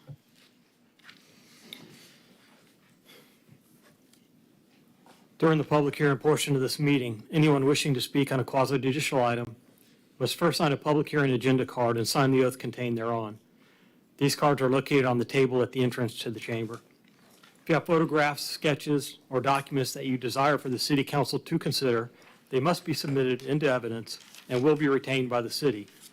Please submit such exhibits to the city clerk. City clerk, have persons wishing to speak before the city council signed an oath card swearing to tell the truth, the full truth, and nothing but the truth? Yes, sir. Staff and applicant, have all witnesses that intend to speak signed an oath card swearing to tell the truth, the full truth, and nothing but the truth? Yes. If there is anyone present who has not signed an oath card that wishes to speak on a quasi-judicial item, please submit a card to the clerk at this time. City clerk, have all agenda items been properly advertised? Yes, sir. In the event that a council member has received an ex parte communication, either verbal or written, outside of this hearing, the council member shall disclose the identity of the person, group, or entity with whom the communication took place and the subject of the communication, including all opinions or facts discussed. Any written communication must be disclosed and made a part of the record. Also, in the event that a member has conducted an investigation or site visit or received any expert opinions regarding the quasi-judicial item, said visit or opinions shall be disclosed. And again, this quasi-judicial rules I read apply to the rezoning portion of comprehensive plan small-scale amendment number 9, 2023, Windover Way and South Route 405. and those ordinances 58 and 59. On the communication, I'm thinking I was part of the emails that were sent in favor. And I'd have to go back and get the names or pull them out. I don't remember, but it was about, I don't know, about 8 of them or so. I think we all got the Yeah, same emails. we all got the same emails. I don't recall the names. They were basically, please support this action. I think I read one, but I don't think I read the others. Well, They were all in favor, so Okay. and due to the nature, I didn't reply and get into communication with that. I simply took it as advisement. Okay, and despite the receipt of those emails in favor, are you able to put those aside and weigh this case on the merits of the evidence presented and render an impartial decision based on the substantial competent evidence presented? Yeah, absolutely. Yep. At this time, I'll read the two ordinances.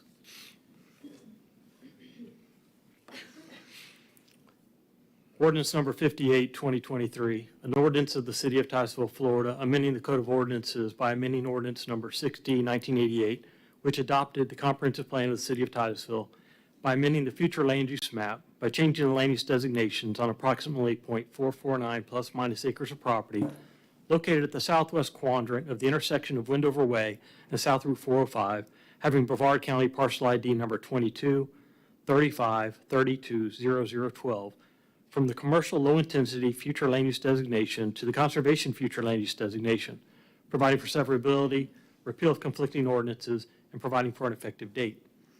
Ordinance number 59, 2023, an ordinance of the City of Titusville, Florida, amending ordinance number 5, 1993 of the City of Titusville by amending the zoning map made a part of said ordinance by reference by changing the community commercial CC zoning district to the open space and recreation OR zoning district on approximately .449 plus minus acres of property located at the southwest quadrant of the intersection of Wendover Way and South Route 405, having Brevard County parcel ID number 22 35 32 0012, providing for severability, repeal of conflicting ordinances, and providing for an effective date. Just a reminder, this comprehensive plan amendment, which is item D, contains the two ordinances read. One is a land use and one is zoning. We'll open the public hearing as to both the rezoning and the ordinances. They are related. So anyone who has submitted a card, at the time you speak, you should address the land use and the zoning issues. We will then close the public hearing at the conclusion of the public input, and then we will vote separately, first on the land use and then on the rezoning. The Planning and Zoning Commission, acting as the local planning agency, recommended approval of this by 7-0. The applicant is requesting a small-scale comprehensive plan amendment with rezoning to create consistency within a 10-acre parcel. The applicant has stated that there are no development plans in place at this time. The intent of the request is to change a portion of the property from its current commercial low-intensity future land use to conservation and rezone a portion of the property from community commercial to open space and recreation. If improved, the entire 10-acre property will be zoned OR and will have a future land use of conservation. Mr. Parrish is here to present to you, and then the public hearing will follow.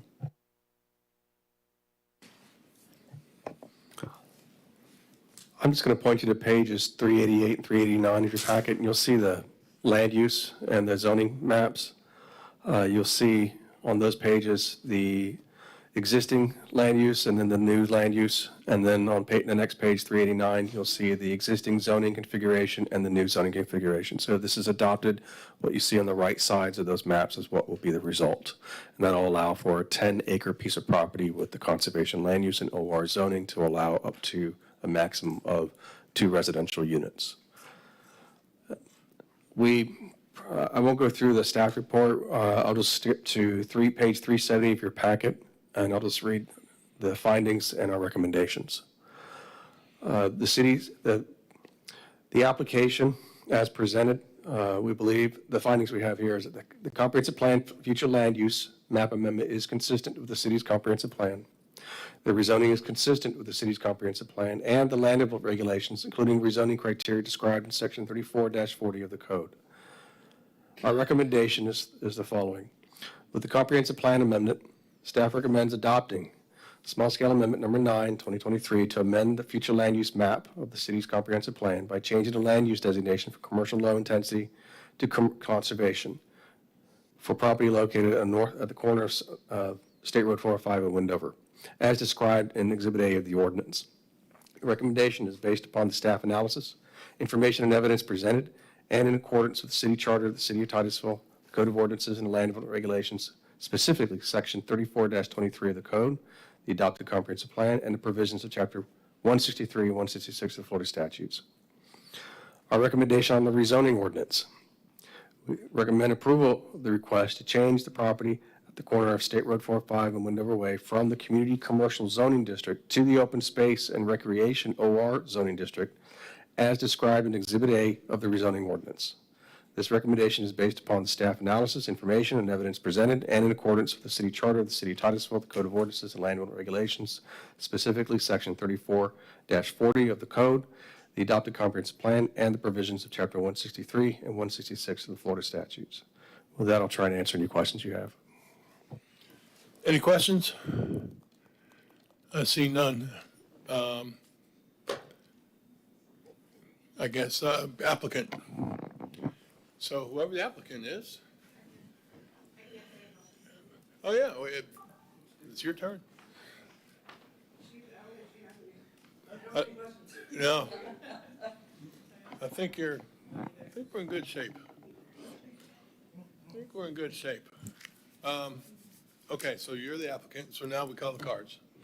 Connie Milton. This is a happy day. Yes, what do you call it? Win, win, win? A win-win-win. Connie Milton, Wendover Farms. I'm here representing 890 residents in Wendover. Y'all got a copy of this last year. Okay, this is the petition. I'm here representing Wendover for the entrances of Wendover Farms. And if y'all recall, I think most of y'all were on the board last year. I don't believe you were on at the time. 5 a.m.er? But this was our to-scale survey, to scale, that we presented at the time. I remember. And trying to get the win-win approved. I don't know, the applicant didn't go through with this at the time. I do appreciate your effort in trying to get this understood well. But now we are here today, the win-win is being implemented. Yeah. Basically, it's taking this straight line here, which is separating the commercial from the OR, and then rezoning this piece that is commercial now, rezoning it to OR and conservation land use, which, as it should be.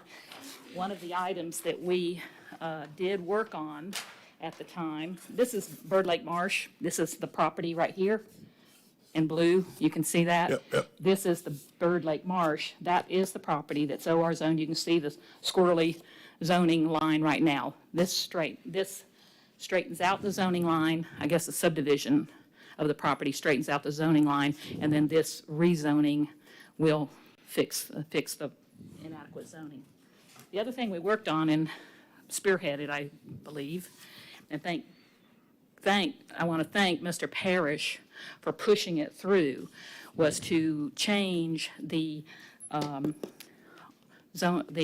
alternate use table. There is no longer a CUP required on uplands property in OR zoning. That is something that we tried to push through because we did know that the owners felt like they shouldn't have to pay $1,500 per house through a CUP process. We agreed with that. We didn't know why it should happen, so we proactively pushed that through.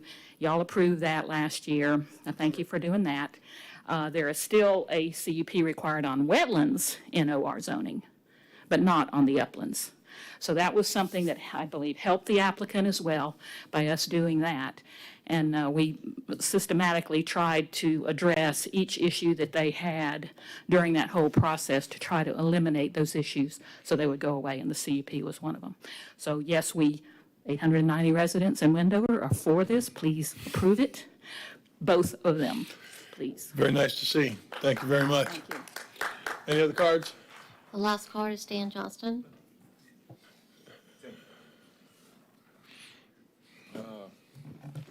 Stan Johnston, a professional engineer. If you remember what I did last time, is that I brought a book about that thick, and it's the Stormwater Master Plan of Greater Titusville, which includes beyond the limits of Titusville. And so what I did was I did something that the staff said that they did, but they didn't do. They haven't been reviewing for the Stormwater Master Plan. I don't think he's ever seen that. Are you talking about this? Yes, I am, because I'm going to tell you what I did on this part. I just wonder if you're for or against it, but go ahead. No. Well, if you, Wanda could tell you, I'm not against it. So I put a card in, I'm not against it, but I'm just letting you know is that I checked, as far as my knowledge with the Stormwater Master Plan, everything is fine. Okay? Something that they were supposed to do, and they're supposed to do on other projects too. So I gave you guys, I bought him a book that he can look at, because I know, for example, one of the last people who was in charge of the Stormwater Master System had never even opened the book ever, to my knowledge, when I talked to him. That was Sean Stauffer. You're welcome. I got you. Any other cards? All right, applicant, I think, looking good. Okay, let's have a motion.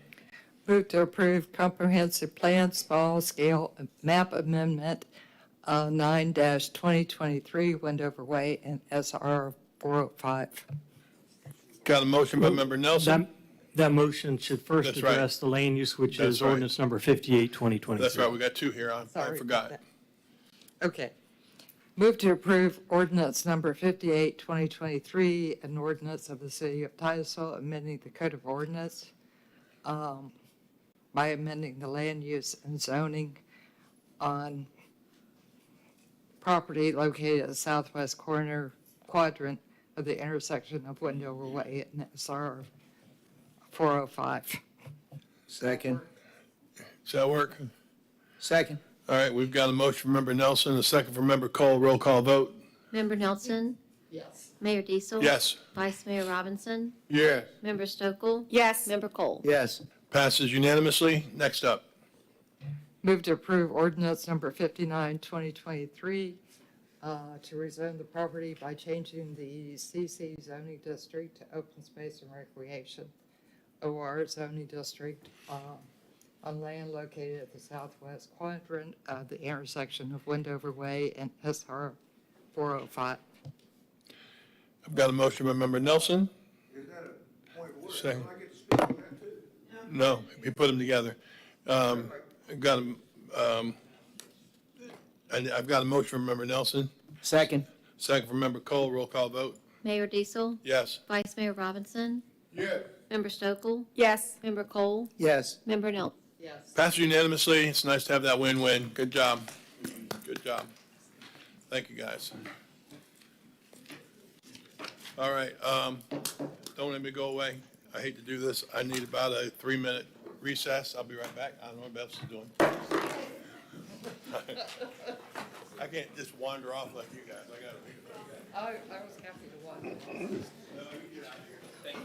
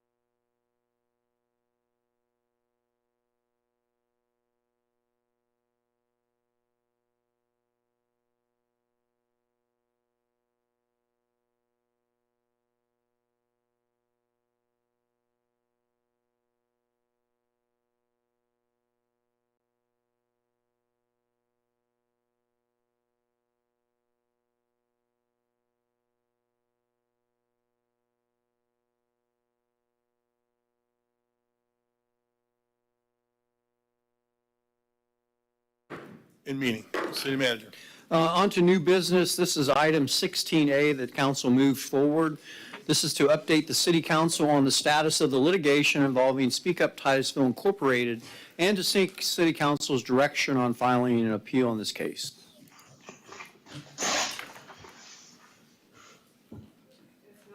Are we?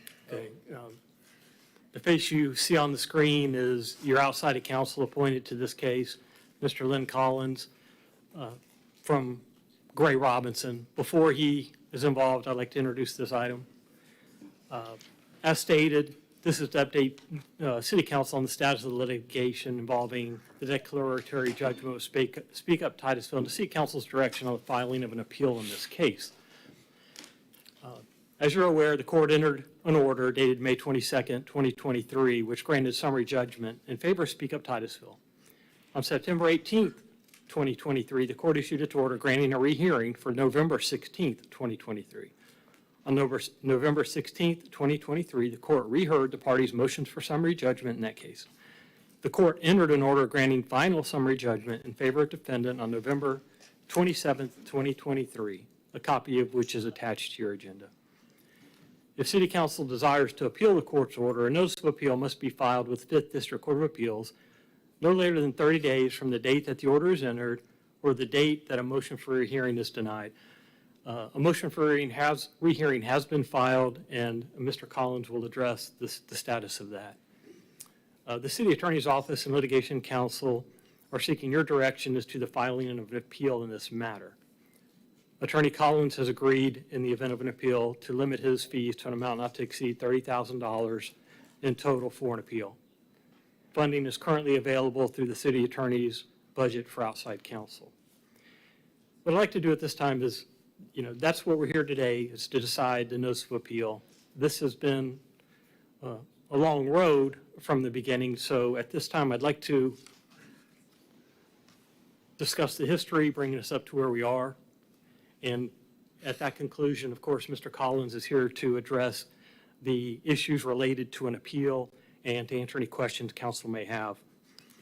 If you recall, the city filed a complaint for declaratory judgment, and that was out of a real and valid concern that the language proposed for adoption into the city charter was preempted by Florida law, specifically for Florida Statute 403.4129A. In addition, the city was aware that the language proposed by Speak Up Titusville was very similar to language in the Orange County Charter that was determined to be preempted by Florida Statute 403.4129A by the Orange County Circuit Judge in a case filed by Speak Up Wekiva. The Orange County Charter language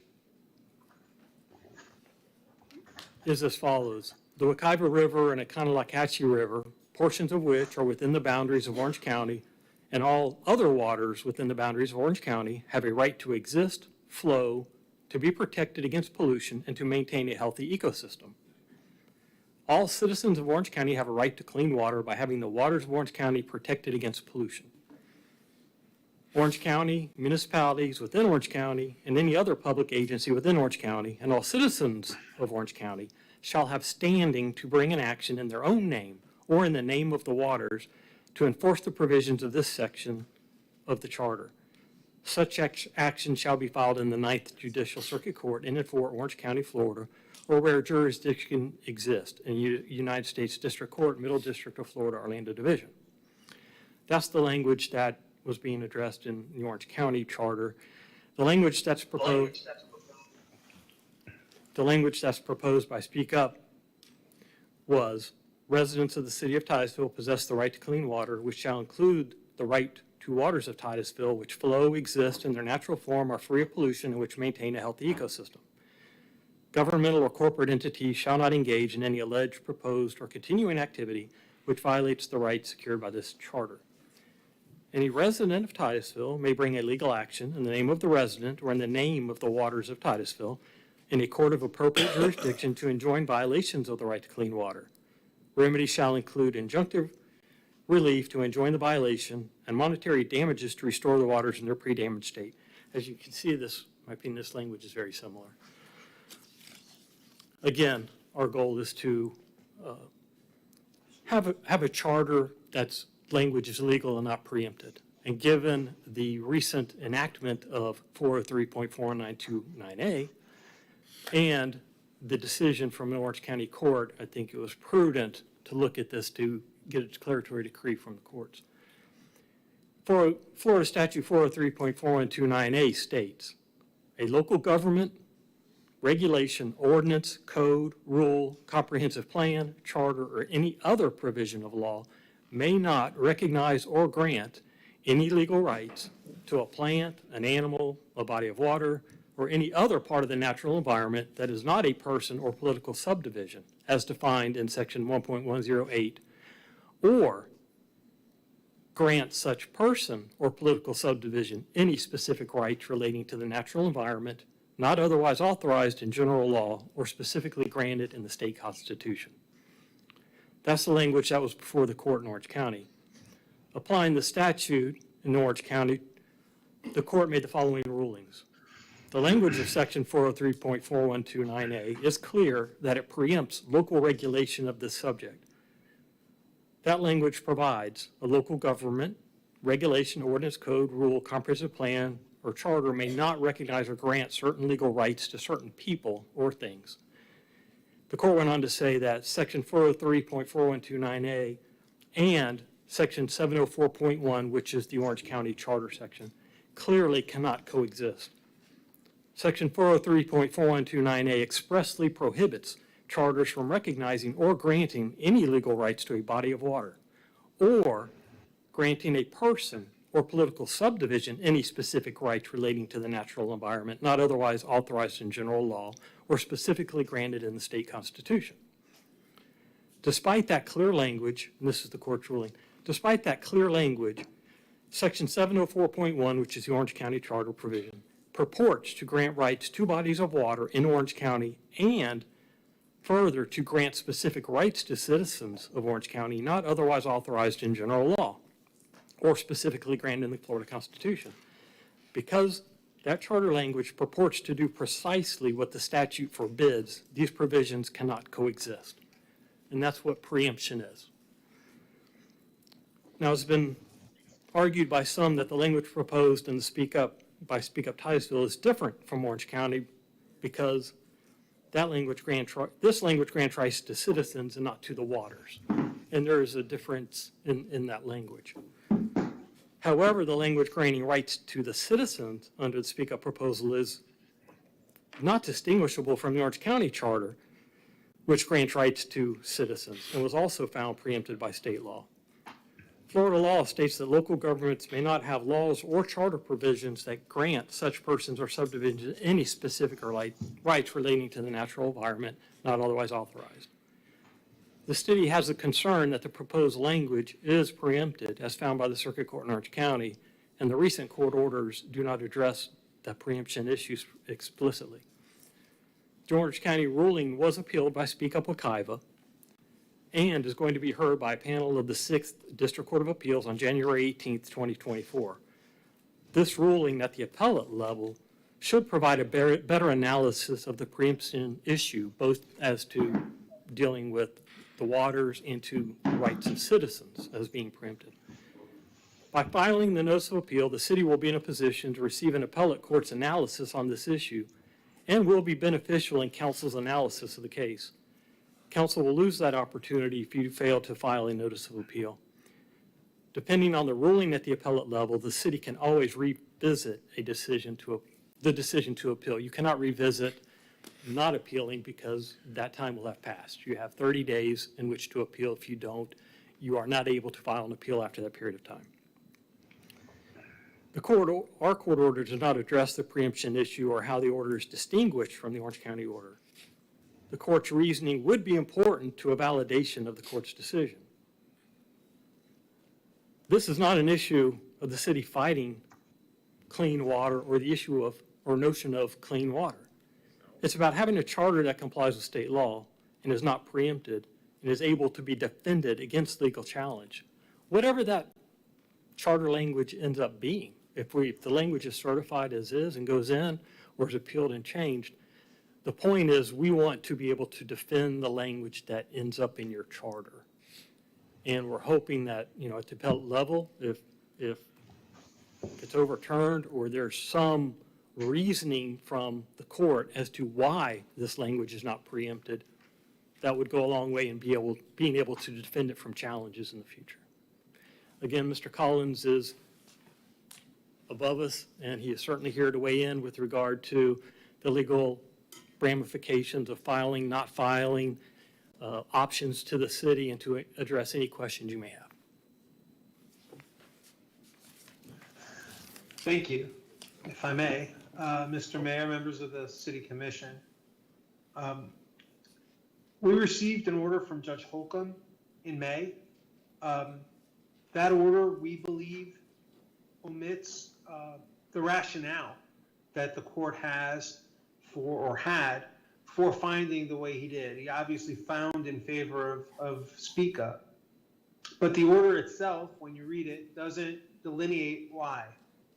And specifically with regard to the notion of preemption, the order is vague in terms of making any findings at all. And that vagueness was the reason why we moved for rehearing. We moved for rehearing on that issue. We also moved for rehearing on the fact, or on the concept, that the ballot language itself was infirm. We brought the matter. Judge Holcomb granted us an opportunity to argue for rehearing. Unfortunately, Judge Holcomb took ill, and Judge Polk heard the hearing on that motion. And he ultimately granted it, and then set the matter again for a hearing on summary judgment. Unfortunately for us, the court's order effectively then adopted the Holcomb order, which we explained is infirm. Judge Polk did not fill in the holes, fill in the blanks in terms of why the Speak Up Titusville measure is not preempted when the Speak Up Wekiva matter is. Although I will say, Mr. Broom was present with me, and I would assume some members of your audience were also present because there are some folks who are watching. The court did explain that this question of preemption was a hard question, and he couldn't explain really why it didn't apply under the circumstance. What the court said was that he isn't taking the finding in the Orange County case because it's in a different circuit, and so it's not binding upon him. And beyond that, we don't have an answer with regard to why the court found the way it did. But what you do have in terms of puzzle pieces is the underlying statute itself, which is explicit under the circumstances and is plain in terms of the state preempted any opportunity for any amendment to go in your charter that gave rights that exceeded that of general law in the area of environmental regulation. So we've got a state law. The state law is plain and clear, and it conflicts, in our view, with the proposed charter amendment. I'll just agree with what Mr. Broom has said with regard to what your rights are at this stage. You have the right within 30 days of the order being final to file a notice of appeal. The court issued an order today effectively correcting some errors that were in the order that was initially issued. There were no attachments to it, for example. Relatively minor changes were made, but that changes the clock.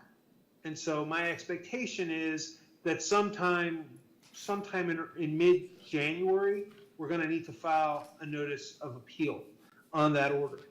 And my recommendation to you is that you should file it. There's a hearing that's on January 18th that's going to tell you a lot about preemption, and then very likely within 6 to 10 weeks of that hearing in mid-January, you'll have an order from the 6th District Court of Appeals that deals head-on with this issue of preemption. And at that point, you'll be in a position to better evaluate whether to move forward with an appeal or not. But if you vote to not file a notice of appeal, you don't get an opportunity to see what it is that the 6th District Court of Appeal does and you may well be left with a provision in your charter that is legally infirm and the subject of a lot of litigation. So I'm happy to answer any questions that you may have. And with that, I'll pass it back to the members of the commission. Member Nelson. Lynn, I've got questions. To me, preemption means, as you have a statute out here. I'm getting some feedback. Is that on my side? Okay. To me, preemption means you have a statute which is pretty pervasive out there, and we are trying to take a charter amendment and make it fit into that statute. Am I correct? We're trying to make them make sense. And because, well, let me say, and because the Florida statute is so pervasive, it really doesn't leave room for a charter amendment. I guess that's... That is correct. So the legislature decided to add language to Florida statutes that specifically provides, and I'm looking at it, a local government regulation, ordinance, code, rule, comp plan, charter, or any other provision of law may not recognize or grant any legal rights, and I'm going to skip all the other things that are here, or grant such person or political subdivision any specific rights relating to the natural environment or not otherwise authorized in general law or otherwise specifically granted in the state constitution. What that means is that unless there's a law that's environmental that grants rights to members of the public explicitly, you may not do so in a charter amendment.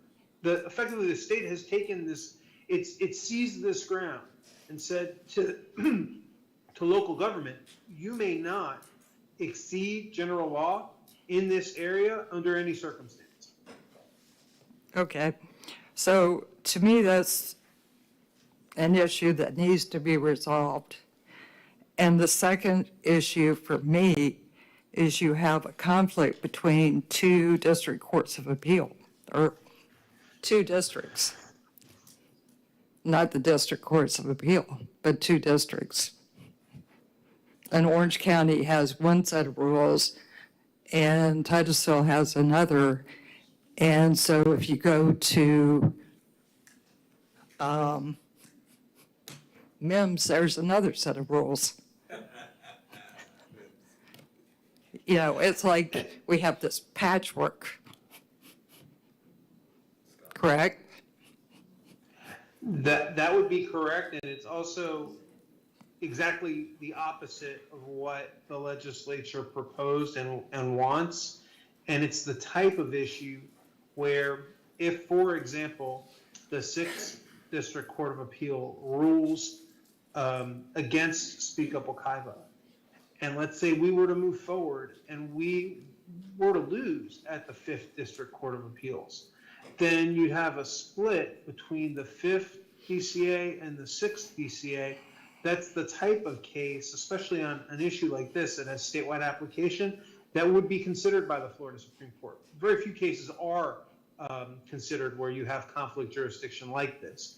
But this scenario, if we were to lose at the 5th DCA, which I'm very confident in this case, but if we were to lose at the 5th DCA after the 6th DCA ruled against Speak Up, we would be in a position to take the matter to the Florida Supreme Court, where again I'd be very, very comfortable and confident in the Florida Supreme Court upholding the state statute that plainly intends on preempting any measure that provides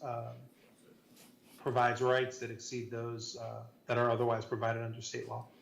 And if I remember right, that particular section you talked about was added after Speak Up Wekiva. Am I right? No? It was, yes, it was added after they put the measure into the charter in Orange County, but before that lawsuit was filed. Okay. Okay. So, in thinking about it, I was like, so what does a charter amendment do for us as citizens? And I'm looking at it and I'm like, we already have the right to sue, correct? Under the You do. environmental statute. But what's different about the Speak Up Titusville measure is that their definition of pollution is more encompassing than that of state law. And so in theory, you have the right to sue, assuming that you've got a violation of the environmental regulations set out by DEP. You have that right now. What Speak Up is attempting to do is to say that plus effectively any pollution, so any pollution per their definition would also allow someone to file a lawsuit, and that exceeds the current rights under state law. However, looking at it, 403 says you can't have rights greater than what you have in state law. So you still That's correct. couldn't, you still have to go through those hoops. That's correct. So the other thing that I was thinking was there is a way in the statute to allow for stricter water standards, correct? That's correct. There's a method by which, but it can't be done through ordinance. But in theory, if a city commission chose, and it's that way in other municipalities, chose to create effectively a community pollution control program, it would have to come up with a proposal, a method to enforce whatever it is that's being proposed, and then DEP would review it and approve it, and then at that point you could enact something that exceeds state law, but that's provided for under state law, and so that type of measure would be authorized under Florida law, and is currently authorized under Florida law. And that's currently in the statute. That's correct. Okay. Has anybody, any of the cities ever done that? Yes. There are other local pollution control programs in other areas of the state. It does exist. It can't be enacted through a charter amendment. So one of the ways that you would create it, really the only way you would be able to create it would be if a city commission considered a particular measure and decided to move forward with it. So by ordinance? Correct. Okay. But that wasn't done here. That's correct. Local pollution control programs couldn't be enacted through a charter amendment by the terms of the underlying statute under 403. Okay. I appreciate it. Thank you. Anybody else want to ask anything right now? I'm going to not be a lawyer. I'm going to ask you a couple questions. I have no doubt that you were confident going into the first hearing, and I feel like what I'm hearing thus far are all the reasons we should have won and didn't. And then going into the second trial, I'm feeling very confident that you were confident we were going to win, and I'm hearing all the reasons we should have won and why we were right and it didn't win. And the thing that may concern me most is it wasn't the same judge. It wasn't even an appeal. It was simply a rehear that apparently nobody normally gets 90% of the time. And so I'm sure you were very excited about the fact that we not only are getting a rehear, we're getting a rehear with a different judge. So I'm sure there was a confidence that all the reasons that have been stated, we were going to win the first one and or the second one, and we didn't. Now I'm wondering why we're so confident and should say, hey, we're going to win this one. I'm struggling. All right, Mr. Mayor, let me try and answer that because I am confident. Let me tell you why I am confident. There isn't neither judge provided the legal rationale in support of their opinion that there was no preemption.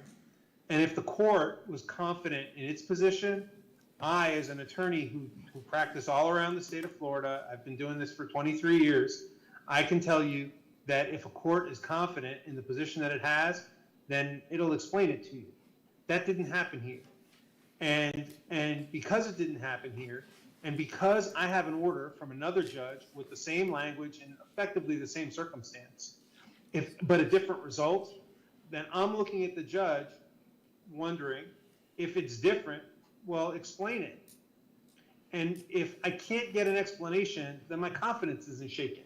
Because I'm reading the statute, and I know what the statute says, and I'm reading the speak up measure, and I know what it says, and I too can read the law.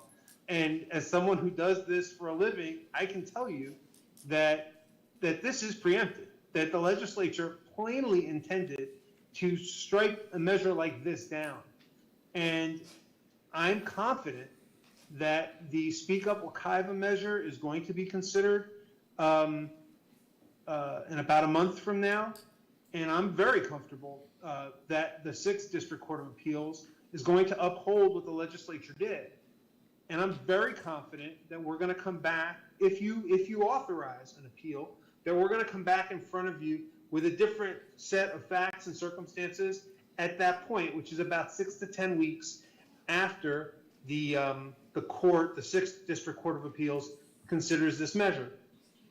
And if I come back to you 6 to 10 weeks after that, and I'm on the wrong side of it, then at that time, I'll agree with you in terms of my confidence perhaps being misplaced. But until I see a court provide us with the rationale for why Section 403.4129A doesn't apply to this circumstance, until I see a written decision that explains it, all I can tell you is what I see in terms of my analysis of the law, the applicable cases, and applying that to the specific language that's used here. So, yeah, I have the utmost respect for Judge Polk and for Judge Holcomb. I can tell you, and I know the court, that the commission and members of the commission have had an opportunity to read the Holcomb order. The Holcomb order is what will be taken up on appeal. I'm very confident that an appellate court will look at that and have issues with it. And, as confident as you can be in an appeal, because you never know on an appeal. And there's certainly an opportunity for the other side to win. But in terms of my confidence, yeah, I'm very confident. And frankly, I think that if I were in your shoes, I know this is a difficult decision because there are a lot of folks that want this. But the city commission has to, from my perspective, allow the legal process to play itself out. And it's almost as if we're in the second quarter of a football game and we're losing, but we know that we've got the better players and we're stronger, and we're confident that this is going to be different when we get to the end of the game. And I think that's where I am. Okay, I get that. I kind of understand football analogy is pretty good, and you can, and personally, quite honestly, I looked at it a little differently. I looked at it that we were real confident in the first game and got beat. We were real confident in the second game and got beat, and we're going into the third game and we're still confident. And I'm just concerned. And in reality, it kind of hit me also that, from my understanding, not a lawyer, that when you do the rehear, I think that's something like that, most of the time they don't do that. And when they do that, it's normally the same judge. So I almost feel like there was a little mini appeal there already because you got a second set of eyes to look at it. And I happened to listen to a good part of that hearing, and I felt like the judge was on his game and had read everything he was supposed to read, and there were some concerns perhaps the first time that didn't happen.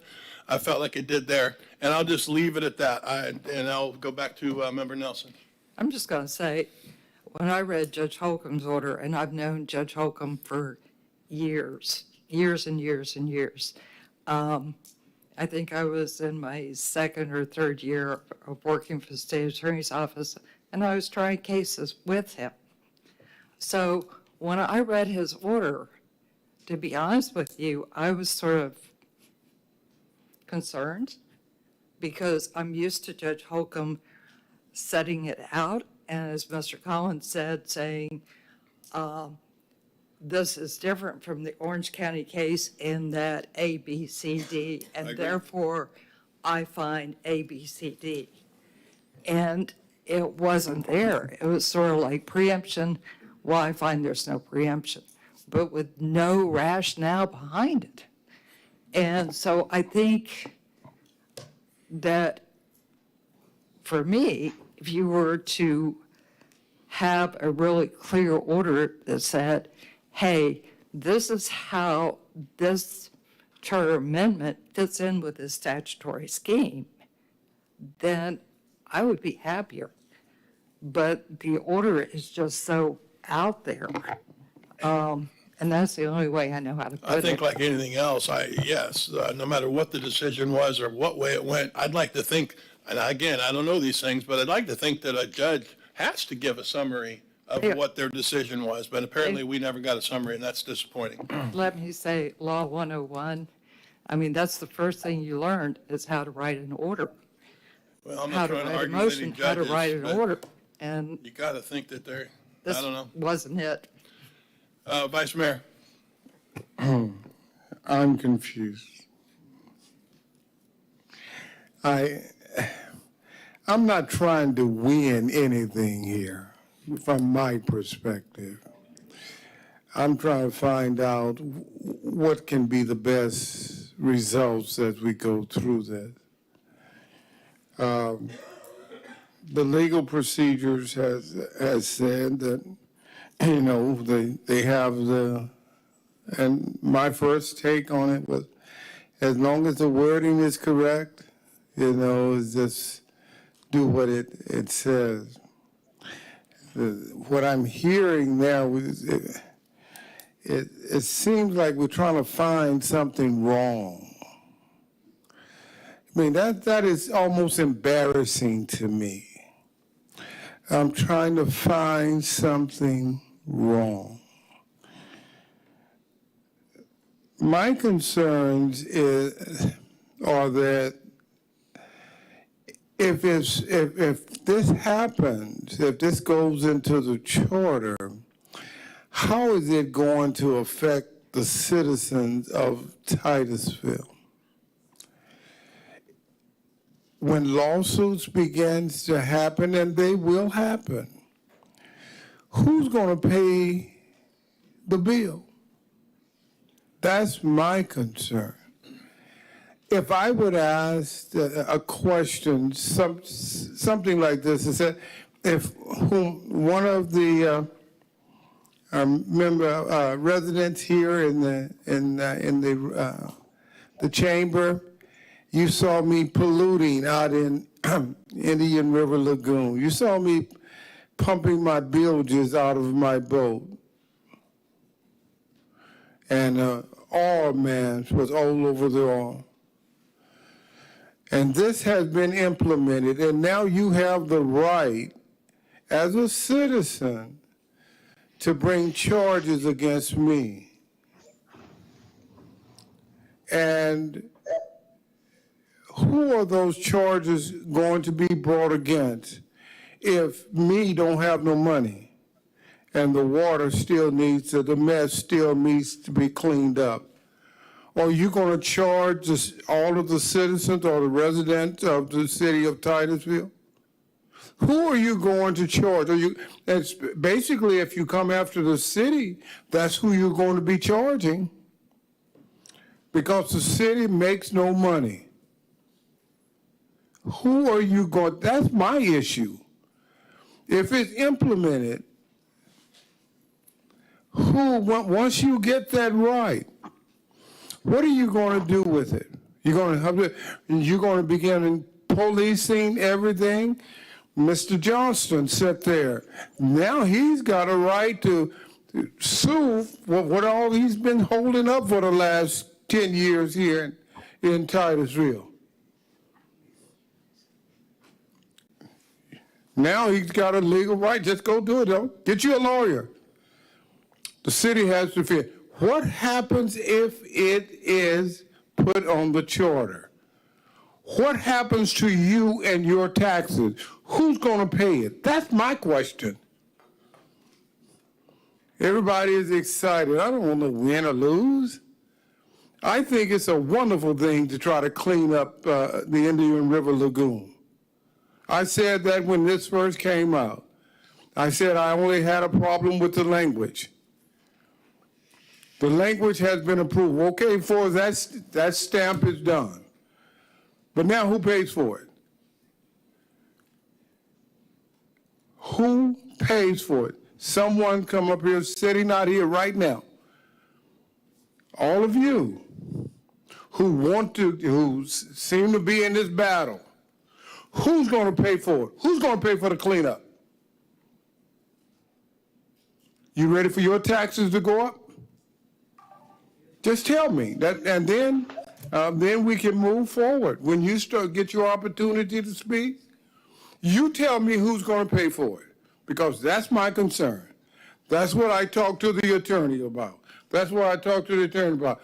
Once it's put on the charter, everyone can do their thing. If you see something that you don't like, you see a pollution behavior or something that is not corrected, the city follows the state rules and regulation as they're supposed to follow them, but you don't like the outcome, now you have the power to sue. Who's going to pay for it? Who's going to pay for it? You came up with that. I think it's wonderful. But who's going to pay for it? Are you ready for your bill, your water bill, to go up 200% so we can pay to clean up Indian River Lagoon when they've been trying for the last 30 years? Inch by inch? Yes, you have done well. We have done well. We've came to this particular point. Nothing is in concrete yet. But once the concrete, I want all of you to speak, or some of you. I don't want to be here to midnight. I want you to speak. But when you speak, you say everything is correct and you have the right for this to be on the charter. But before you sit down, I want you to tell us up here who's going to pay for it when you finish, if you find something wrong. Because I want every citizen in the city of Titusville for you to tell them who's going to pay for it. That's my riff. Yes, it is. Attorneys want to say anything before we move on? Any, Member Cole? Yeah, let me just add a little bit to what the Vice Mayor said. The Vice Mayor talked about who was going to pay for the cleanup, but if everyone in Titusville has a right to sue over pollution and to sue the city, that sounds good on a piece of paper. But every time you sue the city, we have to hire an attorney to defend us, right, wrong, or indifferent. That's an added expense that the city of Titusville will have to pay for. There is no way that under our budget and the taxes that we collect, that we can continue to burden ourselves with additional expenses of this. That is another aspect of this. So to piggyback onto what Vice Mayor said, we need to figure out, are we going to float a bond so that we can pay for all these lawsuits which may come forth, whether they are valid or whether they are not? We still have to defend them. And that's my problem with the whole thing. All right, anybody else? You good? All right. Cards. Call the cards, please. Tony Schifolo.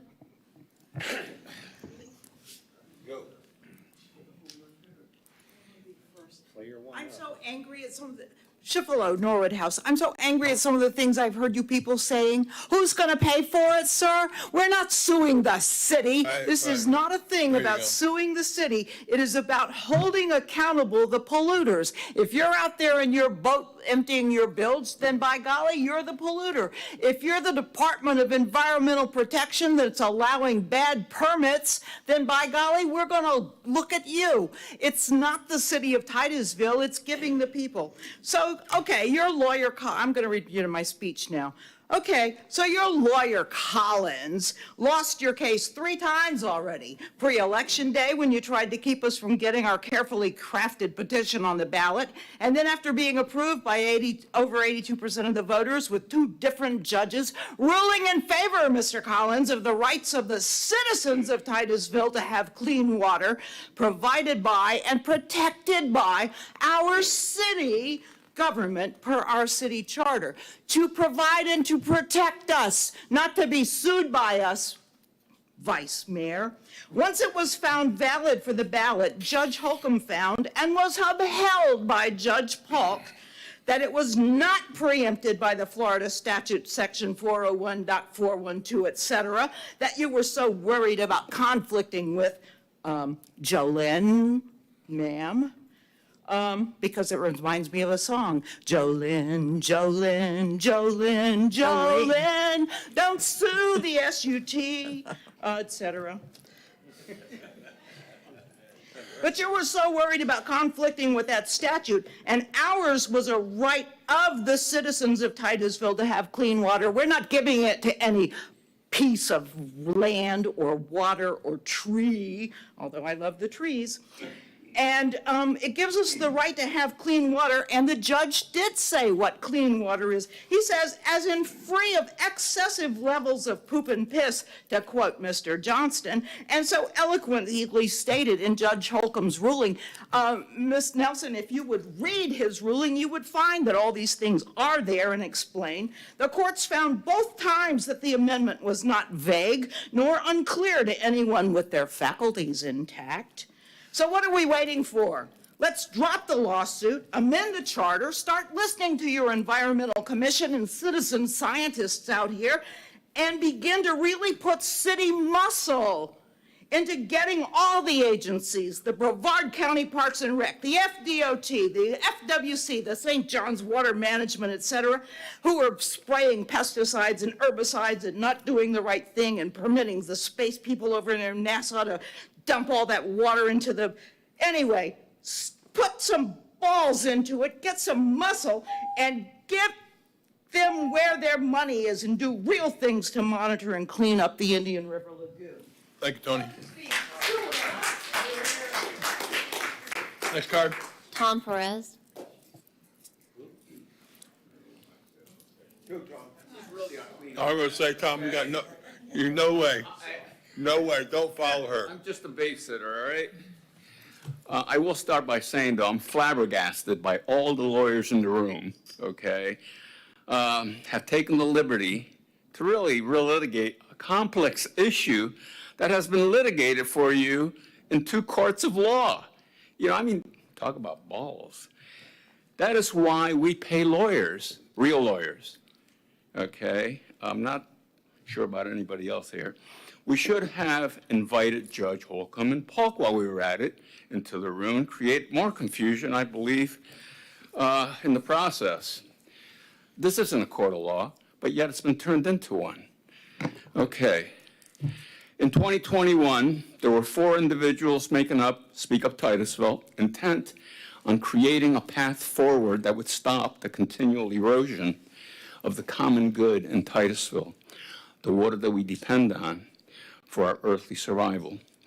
We reached out repeatedly to the city for collaboration on the right to clean water petition, how it read, blah, blah, blah, blah, to reach what we perceive to be an altruistic goal, a better, protected, and more resilient community in Titusville. However, we did not receive any, support, any interest, just the equivalent of butts. In retrospect, I believe you must have felt, just like I'm sure some of these folks do, that you were suffering us fools. Okay? However, we are not fools. The petition that was the focus of your objections, is it vague? Is it constitutional? The right to clean water petition was carefully crafted by some very, very competent constitutional heavyweights, none of which are here. And now 2 judges have ruled it not vague nor unconstitutional. Your lawsuit is going nowhere other than spending an unknown amount of city taxpayer money to overturn what you already know over 82% of your citizens voted in a legal ballot in 2022. This is embarrassing at best. By state law, your duty was and is to certify the ballot, and you have not. Come whatever comes after. And now, a year later, 2 judges have given summary judgments in support of your right to clean water ballot and instructed the city to act with no further delay and add the amendment to the city charter. Yet, in today's agenda, you have a recommendation from your extended legal counsel, not your own city council, of course, although we know they are one and the same, to appeal. You have been doubling down on what has been bad counsel from this legal team. And that has cost the taxpayers money. Don't you think it's about time that you kick the legal team to the curb and acknowledge that their counsel is not providing dependable advice? It's dubious that the city would win on appeal the same arguments it has made repeatedly and unsuccessfully to 2 separate judges. Stop wasting taxpayer dollars to fight it and stand on the side of your residents' right to clean water. I can unequivocally say one thing: we are not going away. Okay? Our recommendation is that council get real and act like you represent your citizens and vote not to appeal. And by the way, no, developers are not citizens and lobbyists are not citizens. They are parasites. Thank you, Tom. Thank you. Next card. Dwight Severs.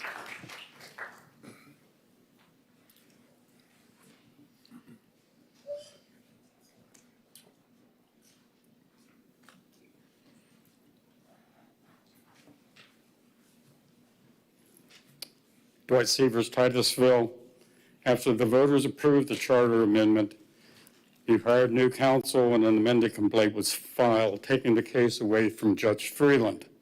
That was your doing, and that's why he can no longer hear the case. Judge Holcomb ruled. Judge Polk heard your rehearing. I'm sure you thought you would be successful. However, after full argument, you lost. It's simple as that. A final judgment has been entered by Judge Polk, and it was clear the ballot language in the summary met the legal test, and at the hearings, he cited numerous cases upholding it. And Chapter 403-412-9A does not preempt the ballot initiative, nor is the Orange County case that you've relied from the day one and got totally focused on only that, legal precedent as such. In my opinion, it ignores key provisions of the law. It is time that you accept reality, and the vote of the people should not be ignored. I'm sure your counsel, and he's demonstrated that, recommends appeal, and certain people have lobbied you to go ahead and appeal. What about the 82% of the voters and their tax dollars and the 1,271 more voters who voted on the amendment? In other words, they wanted to vote on that issue and did not even vote in seat 1. That's how clear the voters wanted to vote on the right to clean water. What are you afraid of in the ballot language? There's no attorney fee provision requiring the loser to pay. All that can be done is require the offender to fix the problem or pay the cost of fixing it. Wouldn't you want that anyway? It costs money to file lawsuits. We can be paranoid about it, but it costs money to file lawsuits and prove it. It's time to work with Speak Up Titusville. If the naysayers are correct, guess what? You can propose a charter amendment to amend it. For example, if you're worried about the definition of pollution, you can propose a charter amendment yourself, or you can propose repealing it. All you have done in this matter, unlike we did on the 35-foot height limit, is sue your citizens. You didn't try to educate them, which there's a Supreme Court case saying you have a right to educate them. You didn't do that. All you did is sue them. That's right. Councilmember Stokel, you say you're a supporter of home rule. What you're doing here is the exact opposite. If successful, the statute you're relying upon prohibits you from adopting any regulation or giving the city or a person legal rights to protect the natural environment. Then how can you protect trees, the area of critical concern? Member Nelson, you were quite interested in... Hold up real quick. How much more time do you need? I would say 1 minute. Okay, 1 minute. Go. Thank you. Member Nelson, when my wife and I requested to intervene in this case, you said you thought it was a good idea. Did you read the memorandum of the law you did, that I wrote? I believe I did. I doubt whether you've even received a copy of it. Come on. Did you read my memorandum of law? I believe I did. Okay. Mayor Diesel, there have been 3 hearings in this case, and you've lost every hearing. It's the end of the 3rd quarter, and you have lost every quarter. Are you staying with this same strategy? Are you staying with the same strategy? I have been at each hearing, read all the briefs, and in my opinion, you have met your match. It's as simple as that, despite what some of you may be saying. It is time to change your strategy. Make a motion not to appeal. I've included some additional things on here, and I'd be happy to answer any questions you may have. I think we're good right now. Thank you.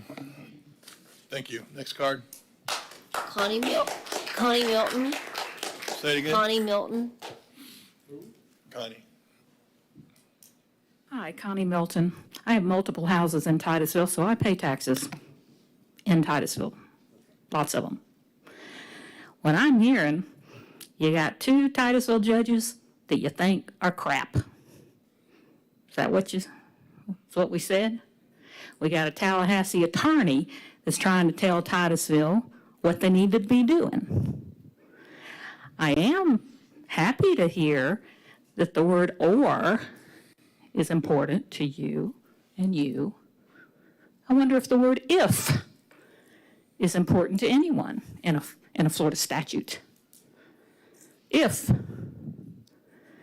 The other thing I heard is we don't want to go over, in other hearings, we don't want to go over a line and look at what those people over there are not in Titusville think.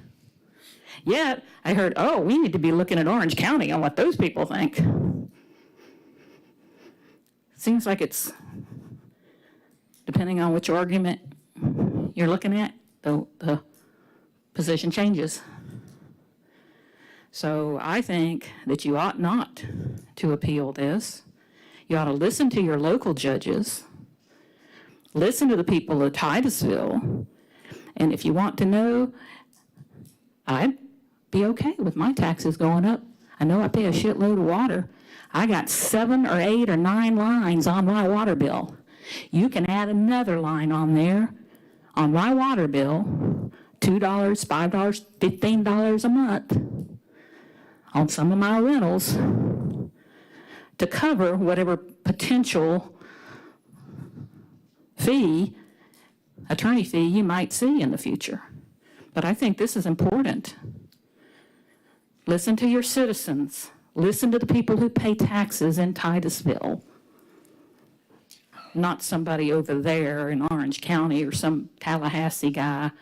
You got 2 judges that have already said it's a good thing. Go forward with it. Thank you. Thank you. Next card. Laura Lee Thompson. Laura Lee.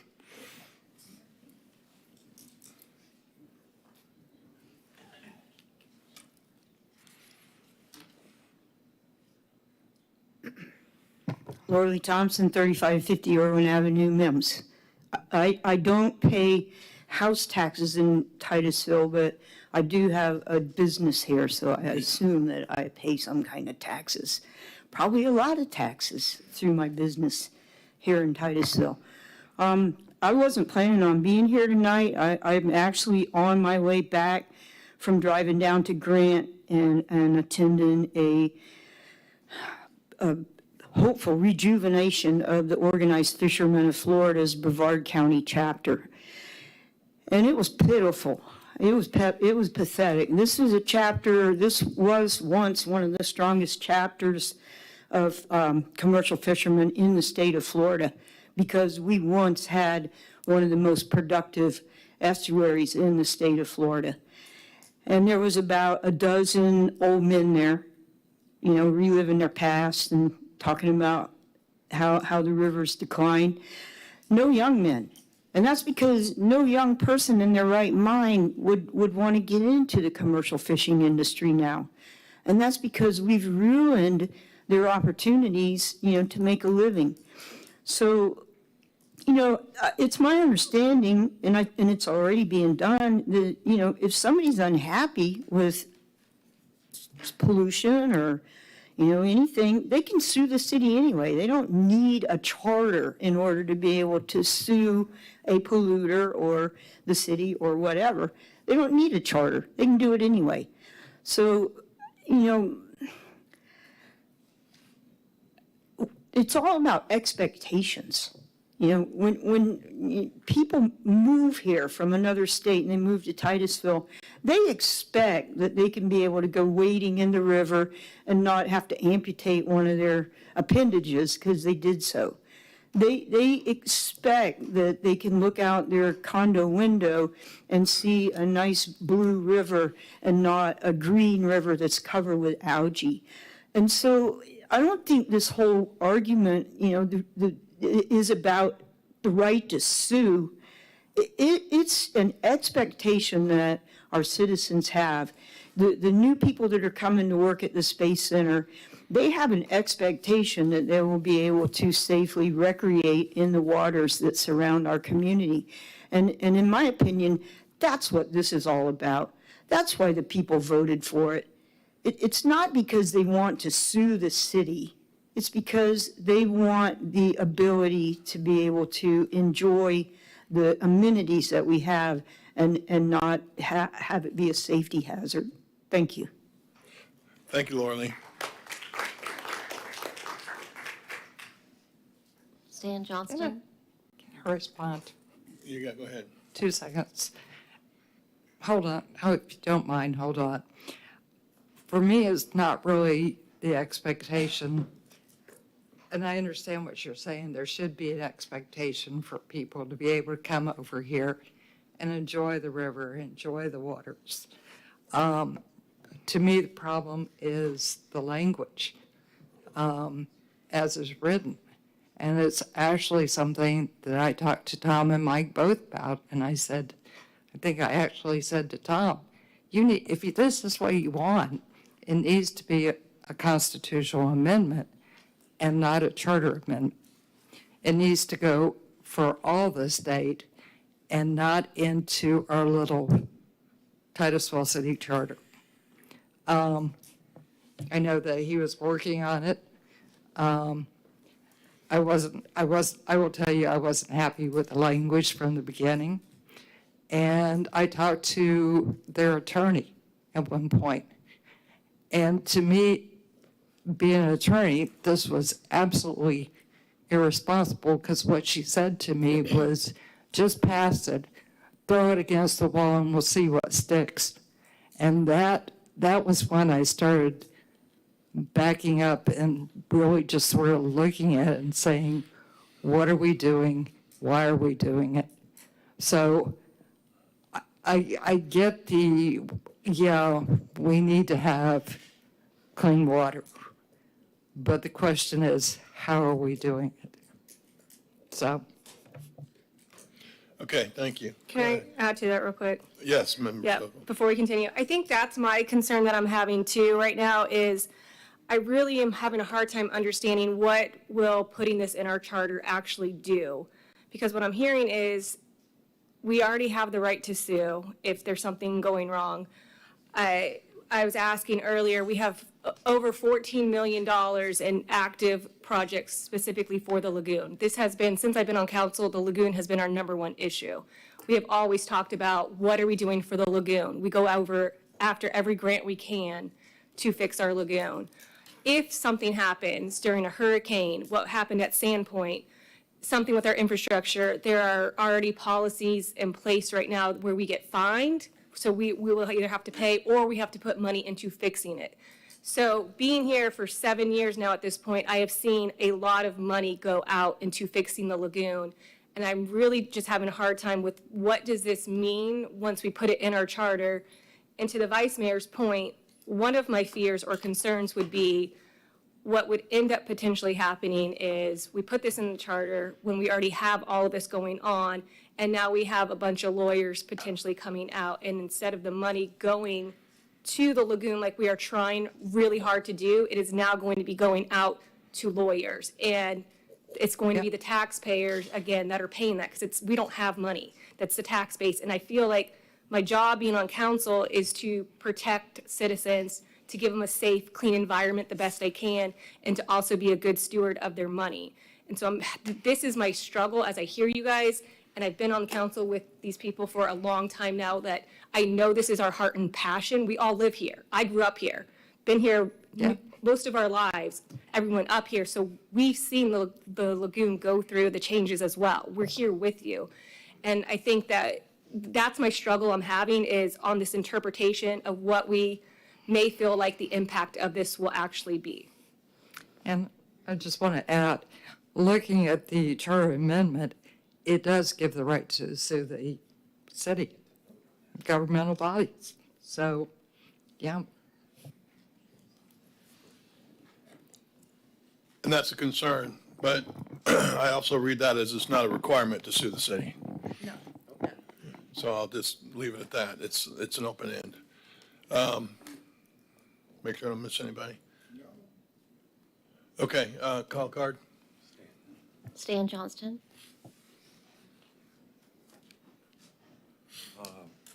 All of y'all listen, please. Please listen. 'Cause I'm going to say some things that you don't like to hear. And you've heard them before, and I'd like Mr. Collins to listen to this a little bit. But Mr. Collins missed this because he probably couldn't see it.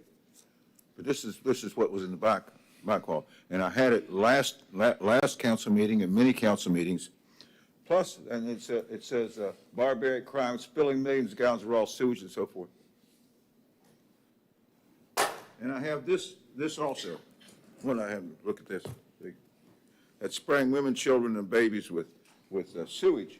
And it's been happening for now. The policy has been in effect almost 3 years. This month it'll be 3 years. City of Titusville did it. So the thing is that I don't want this, in a way, I don't want to say this legislation, because right now I see that what the problem is dishonesty with our council and our city manager. And it's a dishonesty, in other words, like there's a story goes, the emperor has no clothes. Right now, all of you people right here, I have closed doors about this issue of spraying women, children, and babies with sewage. So what I'm saying is that it's so dishonest, you have no clothes. For example, right here you have a PE. He won't come and say that this is good what you're doing. He won't say that this is acceptable like Jolynn says that she's got some from FDEP. So all you guys, I'm going to tell him, especially city manager, he's a fraudster, he's a liar, he's a cheat, he's worthless, and I don't understand. Hey. No, listen. No, you listen. Okay, stop the clock. No, we're going to run the clock because you're talking. All right, get back to what you were talking about. Stop the Get away clock. from that. Go. Okay, so what I'm saying is that I can have lunch with you, but I won't we can't talk about this thing. The thing is that I see, many people see, Laura Lee sees even, we see sewage coming out of manholes, we have sewage coming out of the streets, 9 city streets, sewage coming out, and the city denies it. We have a puddle of sewage for over a month on Greenwood Street. We have it on the front page of the Florida Today. And you know what the city does? They deny it.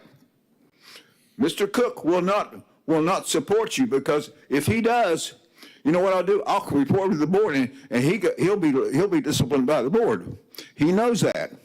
It's not a threat to him, it's a promise. Any PE you bring in here to disagree with this, I will report them, because you guys are liars and cheats, and I'm fed up with it. I don't want this legislation. I want you all to be truthful, and you're not. You're just liars and cheats. And that's why people are getting hurt, including me. You think you got 1 second because you're done. May I have another minute? No, Please. no. Next. Naira?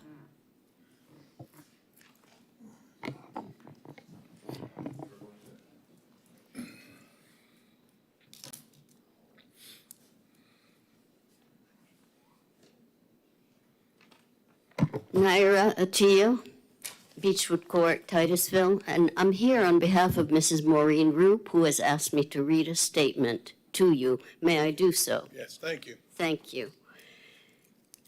Honorable City Council, Titusville was told by Judge George Polk on November 16th that the city had to implement the right to clean water into its charter within 30 days or take it to the Florida Supreme Court. The group Speak Up Titusville is asking everyone to go to the December 12th meeting and ask the city to put it in the charter. This fight is unwarranted, and with the city losing fights for the ballot language and 2 different judges stating the amendment was valid and should be implemented, this city council is foolish to spend so much of the city funds to now be taking this to the Florida Supreme Court. These are taxpayer funds. The Florida Supreme Court, in its Florida Wildlife Federation versus state decision in 1980, stated that by enacting the cause of action in Florida's Environmental Protection Act, Florida Stat Section 403, 412, 2A, quote, the citizens of Florida have been given the capacity to protect their rights to a clean environment, a right not previously afforded them directly, end of quote. Given that decision, it is unlikely that the city will win. Thank you. Thank you very much. Next card. I believe it's Addison.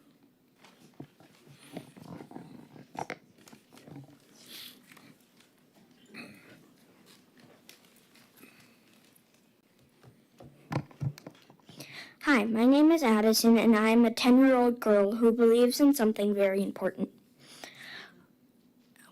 Our God-given right to clean water, who believes in something very important. Our God-given right to clean water. Clean water is not just a luxury, it is life itself. Without it, we can't drink or eat without the constant fear of cancer or other diseases. But here's what I don't understand. Why don't I have the right to see the once beautiful Indian River Lagoon the way it used to be? Why is it okay for you, the elected officials, to ignore the voices of 83% of the people who voted for something and refused to pass it? I personally have dedicated countless hours in Titusville and Port St. John picking up trash along the river. I have witnessed the devastating effects of pollution firsthand, calling in dead birds and distressed manatees. It breaks my heart to see the Indian River devoid of its once vibrant seagrass, replaced instead by loads of dead animals, algae, and a horrible poop smell. How many more people need to get sick or hurt from simply enjoying the water before you decide to do your job and take action? This is a serious matter that affects not only our health, but also the future of our environment. How much longer do you think tourists will ignore these things and keep coming here? I urge you as our elected representatives to prioritize the restoration and protection of our waterways. It is time to listen to the voices of the people and make a change. We deserve clean water, and it's your responsibility to ensure that we have it. Let's work together to create a future where my children can someday enjoy the beauty of nature without fear. Thank you. Thank you. Well done. Well done. Next card. Last card is Michael Myjack. Seemed like there were going to be more. You're the cleanup guy. Mayor, Hey, buddy. council, Michael Myjack, Alpine Lane. You hired outside counsel, the constituents, to fight. You took a stance against us, even against White. You stubbornly spent $60,000 and counting, such legal expenses that need not be mounting. Yet off to court you've taken us, sometimes 3 times hence. We asked and wondered, does this still make sense? Not enough words. It'll all cause confusion. You asked to suspend the vote, to stop its inclusion. Au contraire, decreed the judge over there, to provide due process. Why, that would be unfair. When off to the polls there arose such a clatter, the vote had come in. So what was the matter? Over 82% said that's pretty rad, but not the Council 5. They thought it was bad. To back off to court, their solicitor ran, to charge us again in support of his clan. Judge Emeritus presided o'er our case. He found no confusion, not even a trace. We demand a do-over, declared the city. What a waste, we said. Yes, what a pity. A year in the making and a year after the vote, the city's still asking, what does it connote? Your citizens, your voting citizens, with faculties intact, voted for clean water, and that is a fact. So it's not in violation, nor against the law. No, it's not preempted, and that's not a flaw. But wait, there's more, so please take note. I invite you to listen to the judge, what the judge wrote. Effective 8 November 2022, this is what Judge Polk ordered you to do. Titusville Amendment is valid and active, so put it in the charter. You can be proactive. Now the choice is yours to continue the fight against a lawful amendment and confronting citizens' rights. Once healthy democratic process is now damaged and torn. You've harmed its spirit, and its faith is worn. So redeem yourselves now and end this fight. Adopt clean water and make this right. Pay back the citizens, the ones that you sued. Support our Constitution and end this feud. For it's the waters that exist and the waters that flow. These are the very same waters that make Titusville grow. Preventable harm is all that we seek. From without clean water, our future is bleak. Thank you. Thank you, Mike.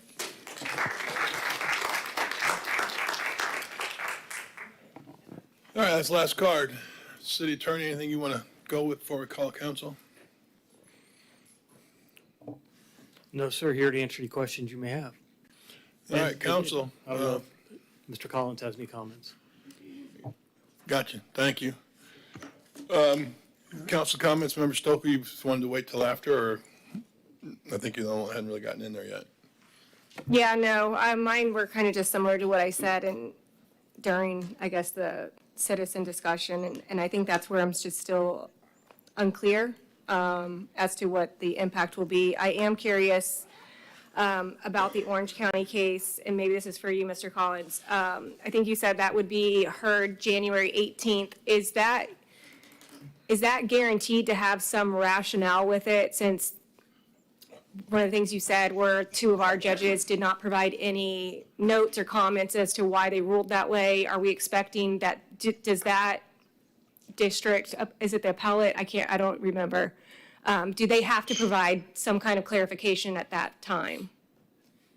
Yes, so my full expectation is that after the oral argument that occurs on the 18th of January, that somewhere between 6 and 10 weeks after that, we will receive an order, and that order will explicitly talk about preemption and whether or not the language within 403 is effective, and whether or not it effectively preempts. And so what I'm suggesting is that at a minimum, that you file a notice of appeal. You allow the 6th DCA to issue a ruling one way or another. And at that time, you evaluate where we are. And that's the point where you can make a decision that's a more fully informed decision in order to know if the 6th District Court of Appeals sees it the way Judge Brown-Lee, who's, just as an aside, she's on the 6th District now, but she was, at the time she issued the order, an Orange County judge. If the 6th District comes out the way I think they will, then I think you have a more fully formed basis to articulate, what it is that we're going to do. Certainly that would be the lead in terms of an appeal, would be that opinion that doesn't exist at this time. And obviously if it goes the other way, at that time you have an opportunity to make a decision as to whether or not you want to fish or cut bait. When you file the appeal, what's the process or turnaround time on that? So say we did file an appeal, what would be happening from now until, let's say, March or April, since that's when we would potentially have something from the other case? Right. So you file a notice of appeal 30 days after the order goes final. So that would likely in sometime in mid-January, we would file the notice. From that point forward, there's a 90-day period where you would file your first brief, but that's not guaranteed. There's a record that needs to go up. There are other things that need to go up. There's other issues that are going on. And so in reality, you have a good 6 months before real heavy lifting on an appeal needs to occur. So in terms of that interim period, it's much more clerical. That's work that's being done by the court in order to have the file complete. There are transcripts that need to be applied. There are pieces and parts that need to go up on appeal. That's why the process takes generally about a year. But that first 6 month period is there shouldn't be a substantial amount of legal work. I don't anticipate that for about 4 to 6 months. And obviously, anything we do would go through Mr. Broom, and the commission would be generally aware of where we are in moving the matter forward. Okay, thank you. So I guess that's, I think, what we need to decide is how I feel, I guess, is we have a duty to certify results. But with that, I feel like we have a duty to certify results that are legal. And I think that's where we need to figure out, do we just say no, not appeal it, and certify the results, put it in our charter, or file an appeal, which would basically, what I feel like what we would be doing is potentially prolonging certifying the results and putting it in our charter. If we did that, see if we wanted to see what the results of this other case is. And I think that's what we need to ask ourselves too, is what, depending on what the results of that case come out to be, what does that mean for us? So say that they uphold it and they still stick, that Speak Up Wekiva does not win that. They're just as they are. Would we want to continue on and see if yet that it's not legal to put it in our charter, essentially. Or they say, they overrule it and say, no, actually, Speak Up Wekiva, this is perfectly fine. Would we then want to, if we were to file an appeal, say, you know what, this higher court level said, no, it's fine, they overruled it. Chances are probably we need to drop our appeal and put it in our charter at that point based on that precedence. Because I think what's happening here is case law is being formed. We don't have it currently, aside from this one other case. And then what we've gone through, which we've had 2 judges that have said it's fine here locally, with no explanation. And I go back to my original point being is I don't know what putting this in our charter right now will actually do. That if we have citizens that can sue currently, and we say that we're dedicated to clean water with evidence of millions of dollars being spent into restoring the Indian River Lagoon, not just saying it, but we actually have actions that back that up. I don't know what putting it in the charter right now would do if we don't, or are unclear if it's actually legal at this point. That's kind of where I'm at right now. Member Nelson. I would like to see what the 6th District Court of Appeals says. And in part, I sort of look at it as they're either going to rule for Speak Up Wekiva, and that's fine, but at least we'll get some clarity for what we're doing. Or they're going to rule against Speak Up Wekiva, and we're still going to get some clarity on whether we are correct in putting it in the charter. So I would like to see what they're going to do. And realize, too, that the District Courts of Appeals are very senior judges. I mean, those are guys that sit around and read law books. And just to piggyback on that, I think what they said is if they are in disagreement, it would go to the Florida Supreme Court, which I think we could all agree that Florida Supreme Court is probably going to side with Florida statute, like those two work hand in hand. It's the state level at that point. I would suspect that. Vice Mayor.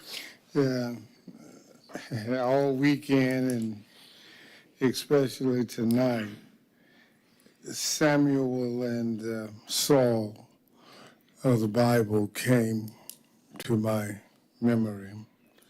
The children of Israel asked Samuel and God for a king. And Samuel went to God and said, the people wanted a king. And he said, God told him to go back and tell the people the consequences of having a king. And he did. He told the people the consequences of having a king, and they're still living out those consequences today.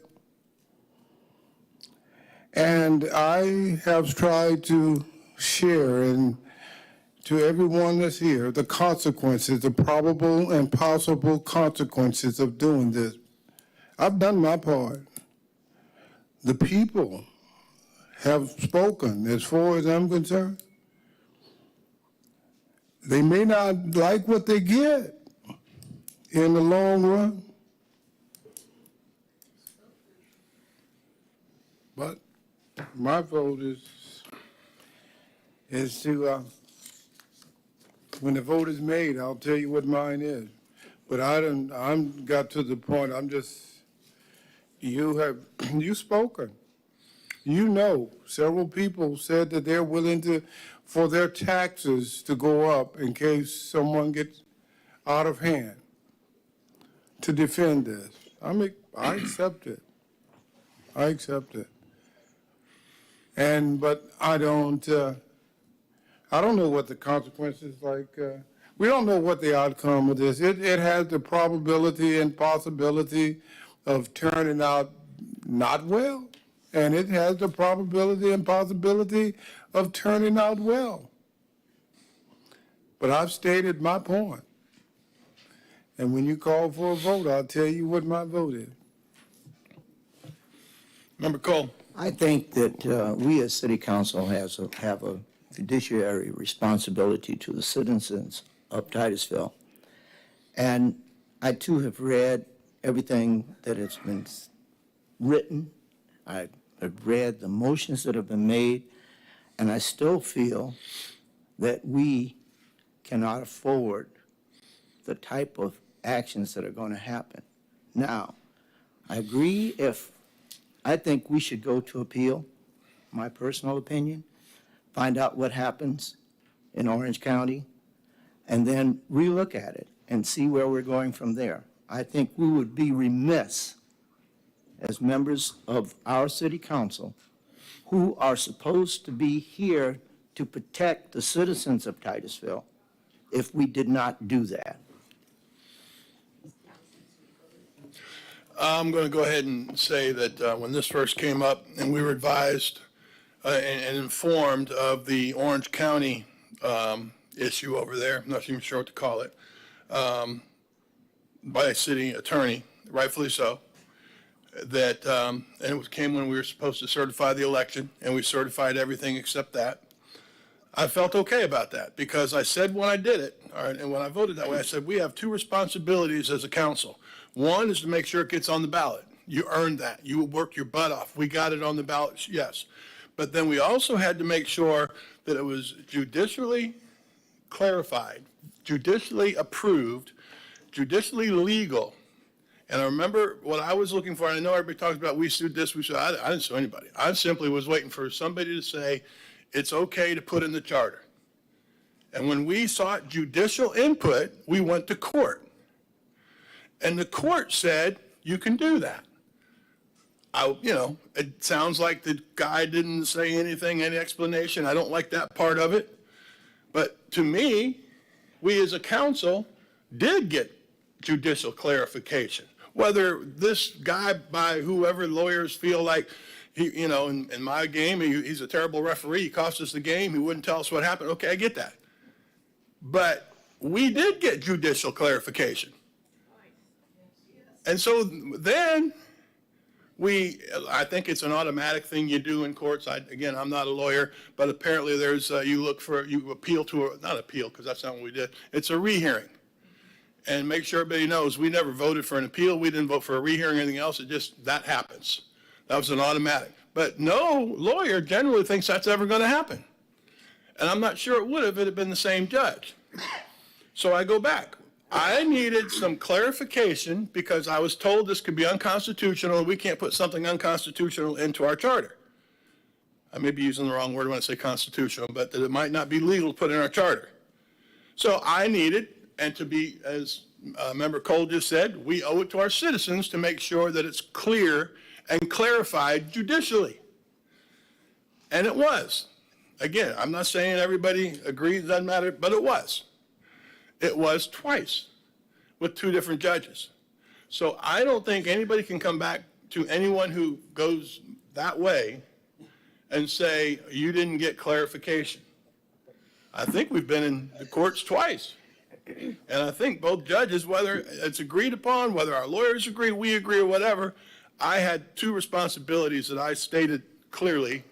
I don't remember the date, but I stated it clearly. One, we needed to get it on the ballot. Two, we needed to have clarification from the judiciary system that it was legal to put on the ballot. Wrong. Put in the charter. And that's kind of where I'm at. So, and I'll just leave it at that right there. Member Stokel. Yep. So question for city attorney. If we are to put it in our charter and it's found to not be legal, or how would it even be found to not be legal potentially? Like what does that mean? Like, are we in trouble for putting something in our charter that's not legal? That's what we were told. Can you just explain that a little bit? Right. If you adopt this language into your charter, it depends. The legislature could adopt, like as they did with the Orange County, they could change the state law. And depending on how that state law is changed, it would have an impact on our charter. And then do we take it out? How do we take it out of the charter if they say it's? Partly, if I can research that, I would defer to Lynn Collins because honestly, we never had charter amendments and had them illegal and taking them out. And the fact that this was part of a referendum as Right. opposed to a council-initiated or otherwise. So I would research that before I give you an answer. Okay. But as far as impacts on the charter language, primarily, I think the first would be through a legislative act.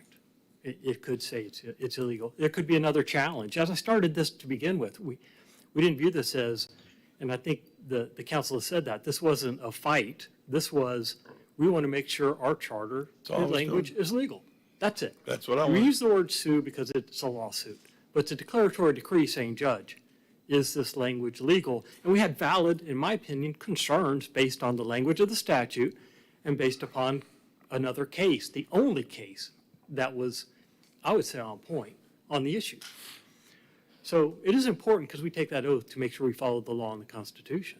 And so we ask for that declaratory decree.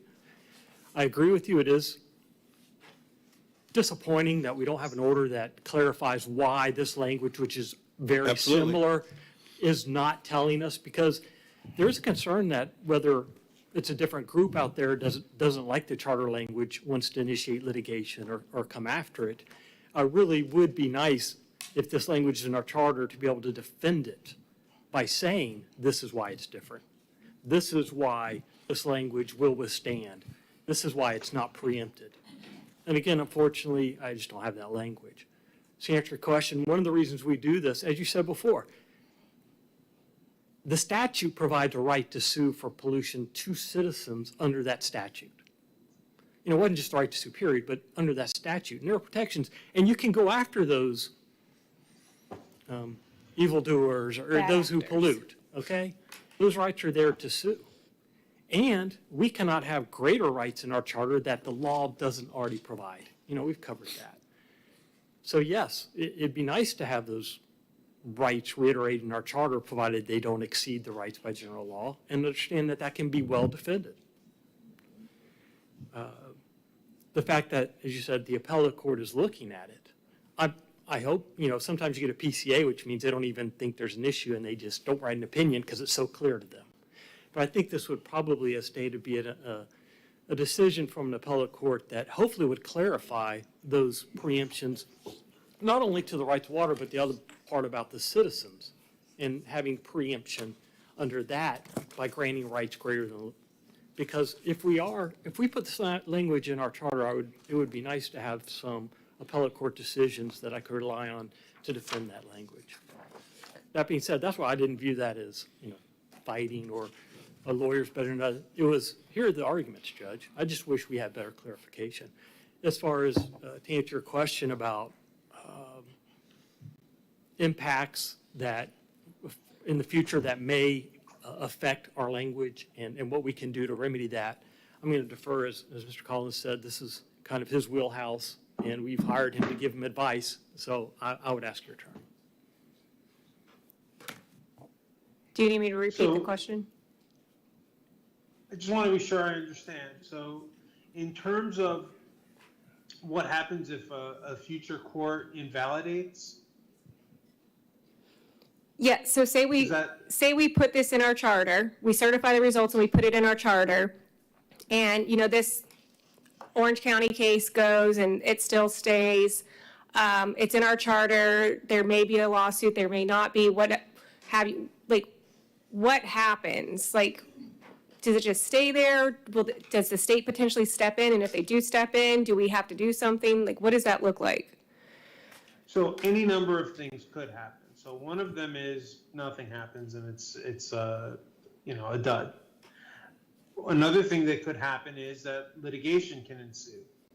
And then there are defenses that you could have in the litigation that you're not going to be able to make because you've put it in your charter.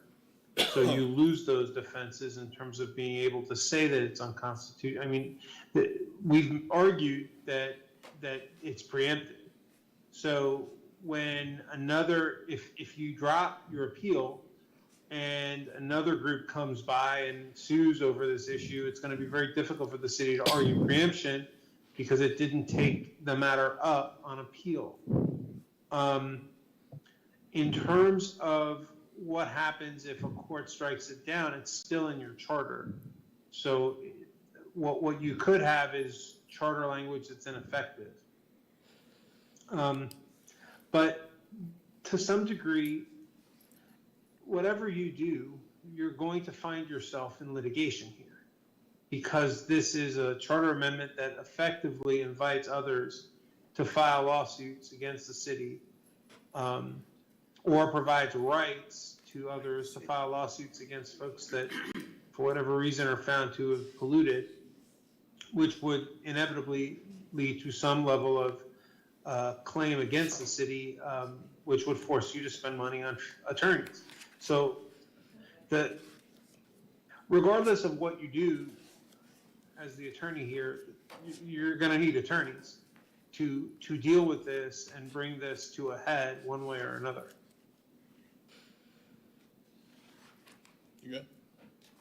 Yeah, I think it just goes back to what we feel like is best to protect our citizens. I think we all up here want to do what's right by our citizens, and I'm struggling with the financial implications, I think, for citizens, because I don't really know what putting this in is going to really change in terms of fixing our lagoon already more than what we're doing. I think that, yeah, so it's just, I really want to do what's best for our citizens. Member Nelson?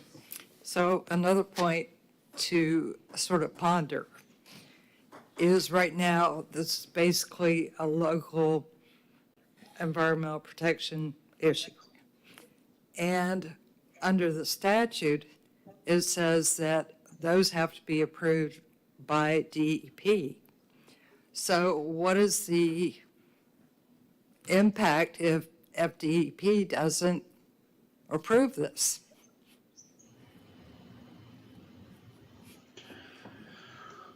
Well, FDEP won't approve this unless the city enacts a local pollution control measure, and really that's what they would be approving, not this.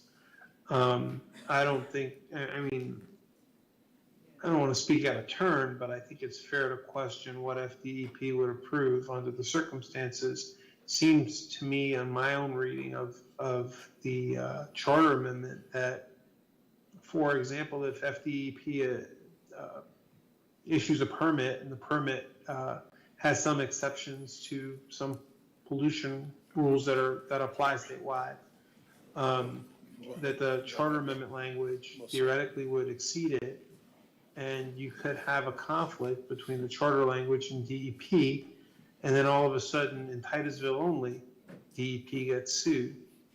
I don't know that that answers your question, but I think that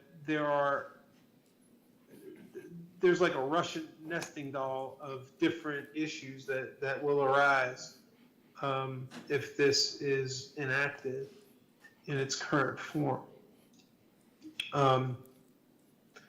With regard to DEP, there's just nothing within the charter amendment that allows us to determine that that's a local pollution control measure. Okay. And so if the city wanted to enact a local pollution control measure, it could go through that process, but it would be different than what you have in the charter amendment. Okay.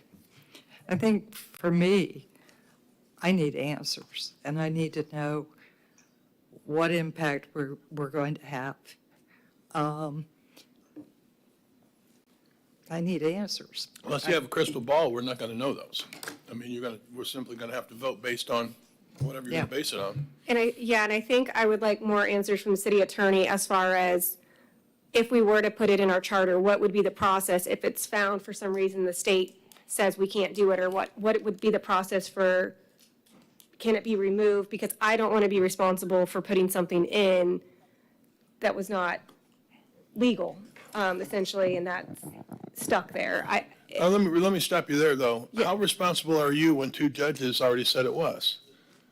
Fair point, but at the same time, with what our attorney's saying is, it looks like if you do not even move forward on an appeal, I get you that. lose any potential defense. I get that, but I'm going to go back to saying that if somebody wants to say we owe it to the citizens to make sure, I think that when we have one judge and two judges, I don't have to look back and say, gosh, I should have done this. I had two judges And normally you don't get that. You get one and a rehear by the same one. And I was with you, honestly, I was with you when we first had our meeting with Mr. Collins. I was with you there until I'm seeing what's happening now with this other case and to see potentially, I think I go back to, again, I don't know, I'm not seeing enough good that is going to be coming from us putting this in there. I'm not convinced by anything that was said today that once you put this in, this is the good that's going to come out of putting this in the charter.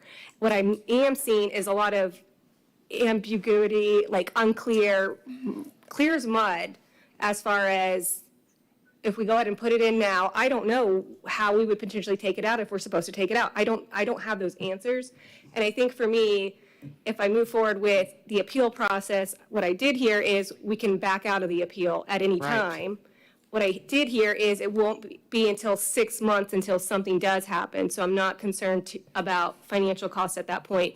That gives me a little bit of time to figure out that I actually am making a good decision by putting this in. That I want to feel good about it. And I feel like whether I put it in today or I put it in 1 month, if I put it in 1 month, I'll feel a lot more comfortable and confident having some of these answers for me personally. I think that's where I'm at. Member Nelson? And I agree with Sarah, because I don't think it'll be a month, because that'll be the oral argument. I don't think you'll get an order for 3. So I think it'll be mid-March, end of March. But I'd rather have that order and then make a decision than try to do it today. Then instead of beating this out further, I think we're ready to move to a motion. Okay. I'll make the motion. Okay. I move that we move this forward for appeal. I'll second. Got a motion from Member Cole, a second from Member Nelson. Roll call vote. Vice Mayor Robinson? No. Member Stokel? Yes. Member Cole? Yes. Member Nelson? Yes. Mayor Diesel? I had 2 responsibilities: get it on the ballot and make sure it had judicial clarification. I feel like I had both of those. 82% vote, no. Motion carries 3-2. With that, which means the appeal carries 3-2. It's a tough situation. I do wish the judges had given a summary statement so we knew what's going on. I am concerned, truthfully, and I hate to use a football analogy, but I am anyway. I'd like to call a play knowing what it's going to do before I call it. I don't know if it's going to be successful or not. We're in an I don't know land. I feel confident with where I'm at, and I know you guys do too, so we go from there. 5-minute recess. Thank you.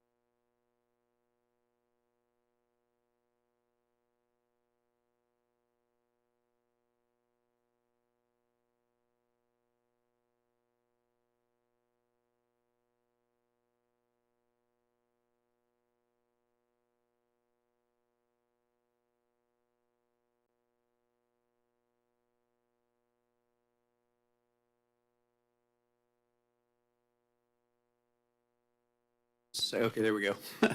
We are, Mr. Mayor, on new business, item 12A, which is Adopt the State Housing Initiative Partnership, the SHIP program for the Affordable Housing Advisory Committee. The purpose of the Affordable Housing Advisory Committee is to review the city's policies, procedures, and ordinances, land development regulations, and the comprehensive plan to develop a housing incentive plan, which incorporates specific incentives and actions to encourage or facilitate the development of affordable housing while protecting the ability of the property value to appreciate in values. The AHOC held their meeting on between August and November 2023. The committee reviewed the city's previous adopted incentive plan along with current code and regulations and the comprehensive plans to develop its 2024 housing incentive plan.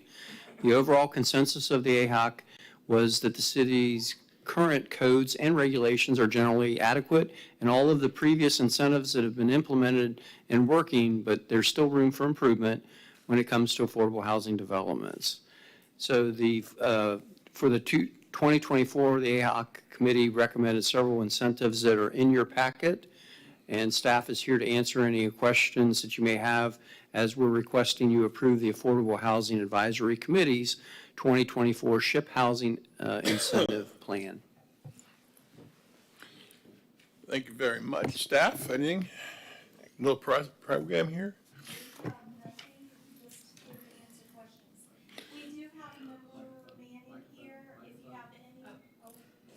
I'm sorry, I didn't even notice that. Staff is just here to answer any questions. We do have Member Manning here available if there's any questions for the committee. I certainly appreciate y'all's efforts and all that you do for who you do it for. Anybody up here with a question? No? Call the card. One card, Stan Johnston. State Housing. Stan Johnston here. And what happened some years ago is that I saw that the people were buying houses and they had no credit to buy them with. And I also saw that well, I can just go just on that, is that how in the world our federal government allowed that? It makes absolutely no sense. And I think y'all should think about this and what Wall Street has done on that. And we're still in the same trouble. So right now is that I want to say is that on a national level is what we are controlled by Wall Street. We're controlled by crooks, absolute crooks. And so I'm not opposed to what you guys are doing, but I'm just letting you know is that we are in a big trouble, and that's the way I see it. I mean, I saw it from the very get-go, thinking, this doesn't make any sense at all. Right. And that didn't make any sense. What AGI was doing was insuring these loans. But the people in AGI, people in Bear Stearns and Lehman Brothers, they all made big profits at our expense. And our federal government and the SEC allowed it to happen. So our problem is not on a local level. It's on a federal level that is horrible crooks, just stone-hard horrible crooks on the highest levels you can get. And it just makes no sense at all. It's not logical, and I'm ashamed of it. I'm just very ashamed of it. So I'm going to let it go at that because I do not approve. I do not disapprove of what you're doing. I'm what do you call it? Neither. But I don't like what our government's done. Thank you. Thank you. Any other cards? Motion? Move to approve the Affordable Housing Advisory Committee 2024 SHIP Housing Incentive Plan. Second. Got a motion from Member Nelson, second from Member Cole. Roll call vote. Member Stokel? Yes. Member Cole? Yes. Member Nelson? Yes. Mayor Diesel? Yes. Vice Mayor Robinson? Yeah, passes unanimously. Thank you so much for being here and all that you do. City Manager. Thank you, Kevin. On to item 12B, which is Water and Sewer Revenue Bond Series 2023 to provide funding for two projects. the Blue Herring Water Reclamation Facility clarifier improvements, and the Morning Dove water treatment filter improvements. And the city proposes the issuance of a not to exceed $5,050,000 water and sewer revenue bond, Series 2023, to fund improvements to the city's water and sewer systems and pay the related cost of issuance. Improvements will be to the Blue Heron Water Clarifier improvements in the amount of $1,150,000, and the Morning Dove Water Treatment Filter improvement in the amount of $3,850,000, with the issuance costs not to exceed $50,000. And Kevin and Terry are here to describe the bond, and Mayor, as discussed earlier, upon approval, we will do the closing tonight. Thank you. Mayor, at this time, if I could point out, I've provided each of the council members a modified resolution. If you see there's some strike the underlines. That is changed since the item was put in your agenda because we received notification that with regard to the SRF loans, the state revolving fund loans that we currently have, that this would need to state that it is subordinate to those pre-existing loans.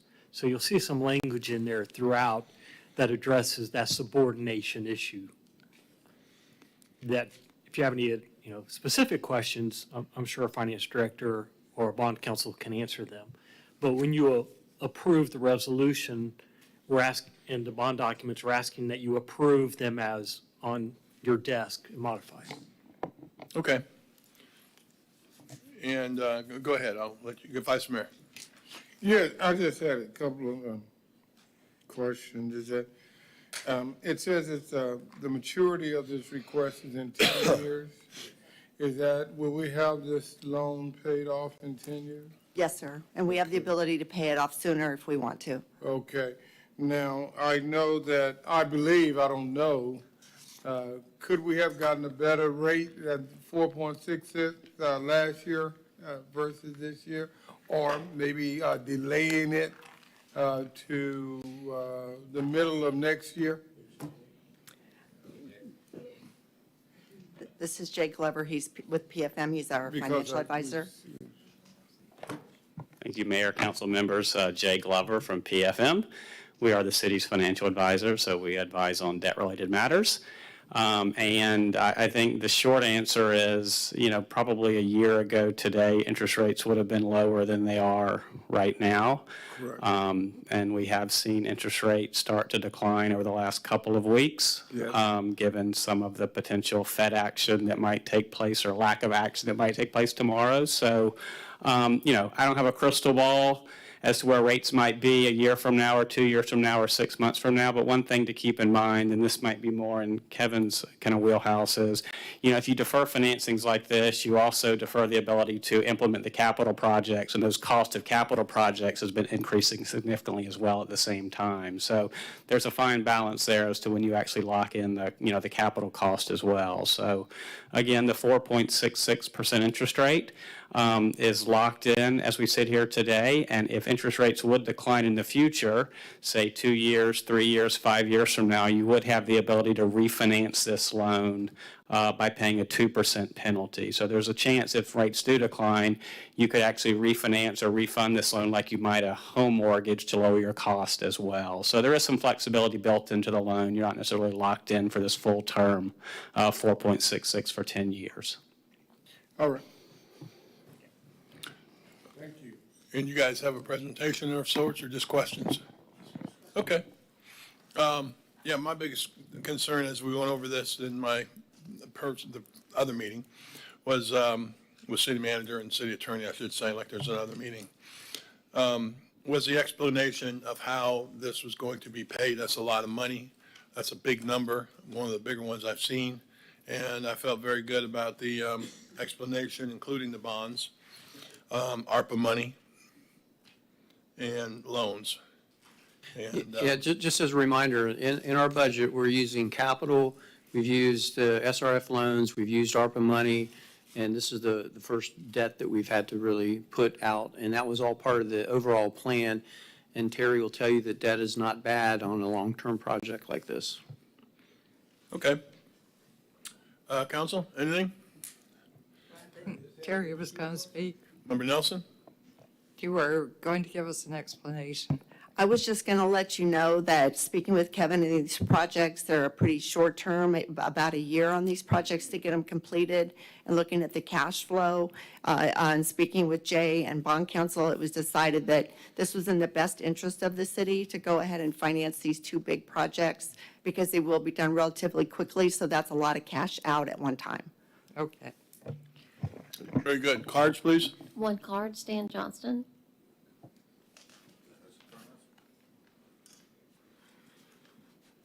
Stan Johnson, registered engineer. And if Mr. Cook can say this has to do with solution of the problem of the four-log virus, I will say I agree with it. Can he answer that question? It just has to do with four-log. No, these are filter replacements. That's a forthcoming surf loan. So but this is a must, though, isn't it? Yeah, these are needed filter replacements on the water plant. Okay, I wanted to let you know I have a lot of confidence in this guy. I know you do. He's pretty good. He's a lot smarter than I am. I'm serious. I don't know if you can believe that. No, he's good. But we've had problems with his predecessor and four-log virus, and I'm looking forward to that being satisfied too, and whatever it takes, because it's a horrible thing with boiled water alerts and all around town. It's just crazy, absolutely crazy what's going on. Okay, so thank you very much. Thank you very much. And thank you, Mr. Cook, and I don't know who you are, but you're doing good too. Terry Any other Butler, cards, Finance please? Director. Okay, thank you, Ms. Butler. No more cards. I'll take a motion. Move to approve a new water and sewer revenue bond series 2023, authorizing you to sign and execute all related loan and contract documents with the bank. Thank you. Second. Got a motion by Member Nelson, a second by Member Cole. Can I just ask to specify, because we're also designating Cogent Bank, so when you said with the bank, I just want to clarify that you're approving Cogent Bank as the loan you said provider. that. Cogent Bank. Maybe not. Okay. And approving resolution number 33, 2023. And approving resolution number 33, 2023. Can I clarify, we also have related budget amendments? Yes, and it will be the first interest-only debt service payment in April, is what you're also approving. And approve the related budget amendments to fund the projects and the first interest debt service payment. I second. Member Cole, could you repeat that? No, that's why I always do seconds. I let the lawyer do that part. All right, I've got my motion, I got my second. Roll call vote. Do we need to say the revised resolution, Richard? The revised resolution, yes. Okay. Okay, roll call is, Bond counsel, I gave them the revised resolution. Was there any other documents that were revised in addition to the resolution? No, they'll sign all the documents tonight. But the ones that were revised was the resolution? Thank you. roll call is Member Cole, Yes. Member Nelson, Yes. Mayor Diesel. Yes. Vice Mayor Robinson, Yes. Member Stokel. Yes. Passes unanimously. Before we go to that, we need a motion to go, I'd say at 11 o'clock. I'll make the motion to continue on with city council until 11 o'clock. I'd make the motion to 10:45. Let's just do 11 o'clock, then we don't have to do this again, I hope. Do I have a second? Second. All those in favor say yes. Yes. To 11 o'clock. City Manager. On to 12C, which is the award of the contract for the Blue Heron clarifier modifications. The Blue Heron West clarifier has been out of service for years due to rehabilitation repairs needed. The Blue Heron plant has another clarifier that has remained in service without issue. The plant for many years did not have a need for the second clarifier. However, flows have increased, and there's a desire to see the conditions of these clarifier fixed. The city has moved forward with the advertising of the bid for the clarifier modifications so the West clarifier can be brought back into service, and this loan will pay for this. And Mr. Cook's here to answer any questions that you may have on this. Any questions for Mr. Cook? I see none. Call the card. Stan Johnston,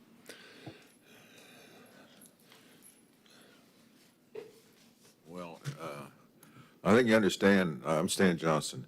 I can understand if Mr. Stoffer here, I'd oppose it, but it's not the case. I feel much better because I have more faith in what's going on. Thank you. So, Mr. Cooks, thanks you. thank you, Mr. Cook. Any more cards? Motion? Move to approve the award of a contract for bid number 23B054LR to Razorback LLC for the Blue Heron Clarifier modifications project in the amount of $1,129,129,622, something like that. I've got a motion from Member Nelson, Second. second from Member Stokel, finally. You've been letting that old guy beat you all night. I love So, it. anyway, I've got a motion and a second. Roll call vote. Member Nelson? Yes. Mayor Diesel? Yes. Vice Mayor Robinson? Yeah. Member Stokel? Yes. Member Cole? Old guy, yes. Motion passes unanimously. Petitions and requests, take two. You got to take one. You're too tired to take two. I see none. We move to council and mayor's report. I'll start with you. I'm good, right? You good? Member Cole? I'm good. Member Nelson? Tree lighting Thursday night was great and a little cold. A little cold. Yeah, Thursday was cold. And I have never seen so many people out there for the Christmas parade. Oh, I know. I I'm was guessing like- 10,000. No one seems to really have a number. I was like, oh my God. I got video of it because it was so thick. I bought like more candy, probably a third more candy this year than I did last year, Yeah. and ran out. We bought $350 worth. Wow. One thing I saw Matt Berenger yesterday at an event. It was League of Cities. It was great to see him. And I did remind him, the very first, I had one of those pop-ups that come up on your phone from. Yeah. And it was he and I at the first 2016, my first Wow. parade. I'm in a tie and everything else, not anymore. But anyway, I remember him telling me, I'll never forget it. The cardinal sin of a parade is don't run out of candy at the end. No. Because that's where all the people are. Yeah. So Yeah, anyway, that was great. You good? Member Stokel? Yep, I'm just going to give you a few legislative updates, try to keep it brief, and then request approval for attendance at legislative action days in January and the Florida League of Cities Conference in August as an action item. So just some things to keep in mind, and some of this is mentioned at Space Coast League of Cities, and I know Vice Mayor attended the legislative conference as well in Orlando 2 weeks ago. A couple things to keep in mind, three big issues since I serve on the advocacy committee. One, you probably got an email from city manager, because he sent it to all of us with what I requested how much money we are getting from our BTRs currently. There is potential legislation out there, I don't know if it's been filed yet, to repeal BTRs, essentially. And right now, Florida League of Cities is asking all the municipalities to give them some information so they can get a good idea of what that impact would be on local municipalities. For us, that is roughly $300,000 annually that would be potentially lost, which again impacts our tax base. And if we were to need to raise taxes. So that's one issue we're watching. The other is, and I brought this up last year, sovereign immunity. They're wanting to lift the caps. Right now, it is $200,000 per person with a maximum of $300,000 per incident. They want to double it, which would potentially significantly impact us as well.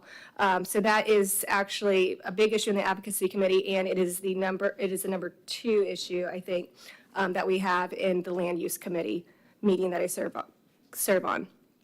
The other one is, if you remember from last year, this is back up, building permits, where I told you last time they were proposing that you have to turn around a building permit in 3 calendar days, which was not really, doable. So that is back up again. So I will keep you posted as to what work is being done in that issue. Short-term rentals is up again. And then another new one is the Municipal Administration Committee wants to see what we can do to help increase recruitment and retention of public safety. So I'm curious to see what that would entail and what that would actually look like. I think that we can all agree municipalities are facing issues, especially as it pertains to, in my opinion, we pay money to bring on new officers or firefighters and then train them, and then they might leave and go elsewhere. Is there something that can be done at the state level with training to help with those costs? I don't know, but that's one of the top priorities.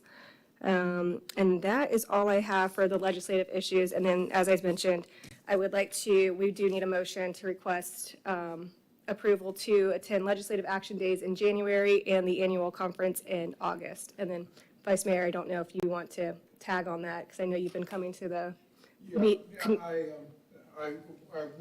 like to tag on, but I don't know for certain, but I just want to go and get approval now. Okay. So approval for both? Yes, if I can have somebody make a motion for that. I would like to make the motion Oh, he's to. gonna make that motion. Well, it's an easy one. I'll make the easy ones. Oh, yeah. Because I can't remember.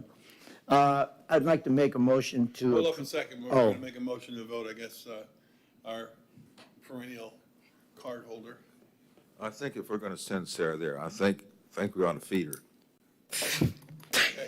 I think that is a very astute observation. Yeah. So you're making. Okay, I make a motion that we approve the attendance of Vice Mayor Robinson and member Sokol to attend the League of Cities legislative meetings in January and August. Perfect. I will second that with the hopes they get fed. Oh, I've got a motion in from Member Cole, a second from Member Nelson. All those in favor say yes? Yes. Opposed? Approved. Thank you, guys. Thank you. Vice Mayor. She didn't invite me, so. Oh, well, I've been following Sarah around for the last 2 weeks. Oh, my. It's on. Yeah, but you were leaning way I back. wasn't, I was talking that way. I went to the legislative meeting and, picked up a lot of information. And if you go there and you don't know what's going on, it's quite confusing. And that's one of my objectives is I don't like to be confused when I'm asked to do something. And I spoke to Sarah last night in her official capacity, and I shared that with her. Because I want to know how things work, so that if I do have to give you some information, I want to give you good, solid information and feedback. So I was there for legislation, and last night at the League of Cities, Space Coast League of Cities, and had a good meal and interesting, cheesecake. very boisterous meeting. That's because Mike Blick was running it. Wait, to add on to that, I just want to say, for those that weren't there, Coco did try to show a video that was about 30 seconds. Yes, they did. To compete with our City of Titusville they video, did. and there was no comparison. He looked over at me and he goes, Because- Mayor Diesel, we're to copy you. Yeah. And then after he got done, I look at Sarah, he goes, no, he didn't. Yeah, I know. It was truly sad. Yeah. I don't want to say that because this is on TV. Yeah. It was a great effort. I forgot about that. I was I going don't to say want that. that. I'll take mine back, Mr. Mayor. All right, real quick. First of all, very fortunate we went to Tallahassee and played the state championship football game. As most of you all know, I helped coach at Coco because my son is a defense coordinator. I'm on the headset. But that being said, we were in Tallahassee. What a great experience. We took our team to the Supreme Court and got a tour of the Supreme Court. And very impressive. I don't know who came up with that thought, but it sure was. I mean, this is game day. We have a game at 8 o'clock. It's kind of late, 8 o'clock, and they are touring at, I think it was like 2 o'clock, 2 to 3:30.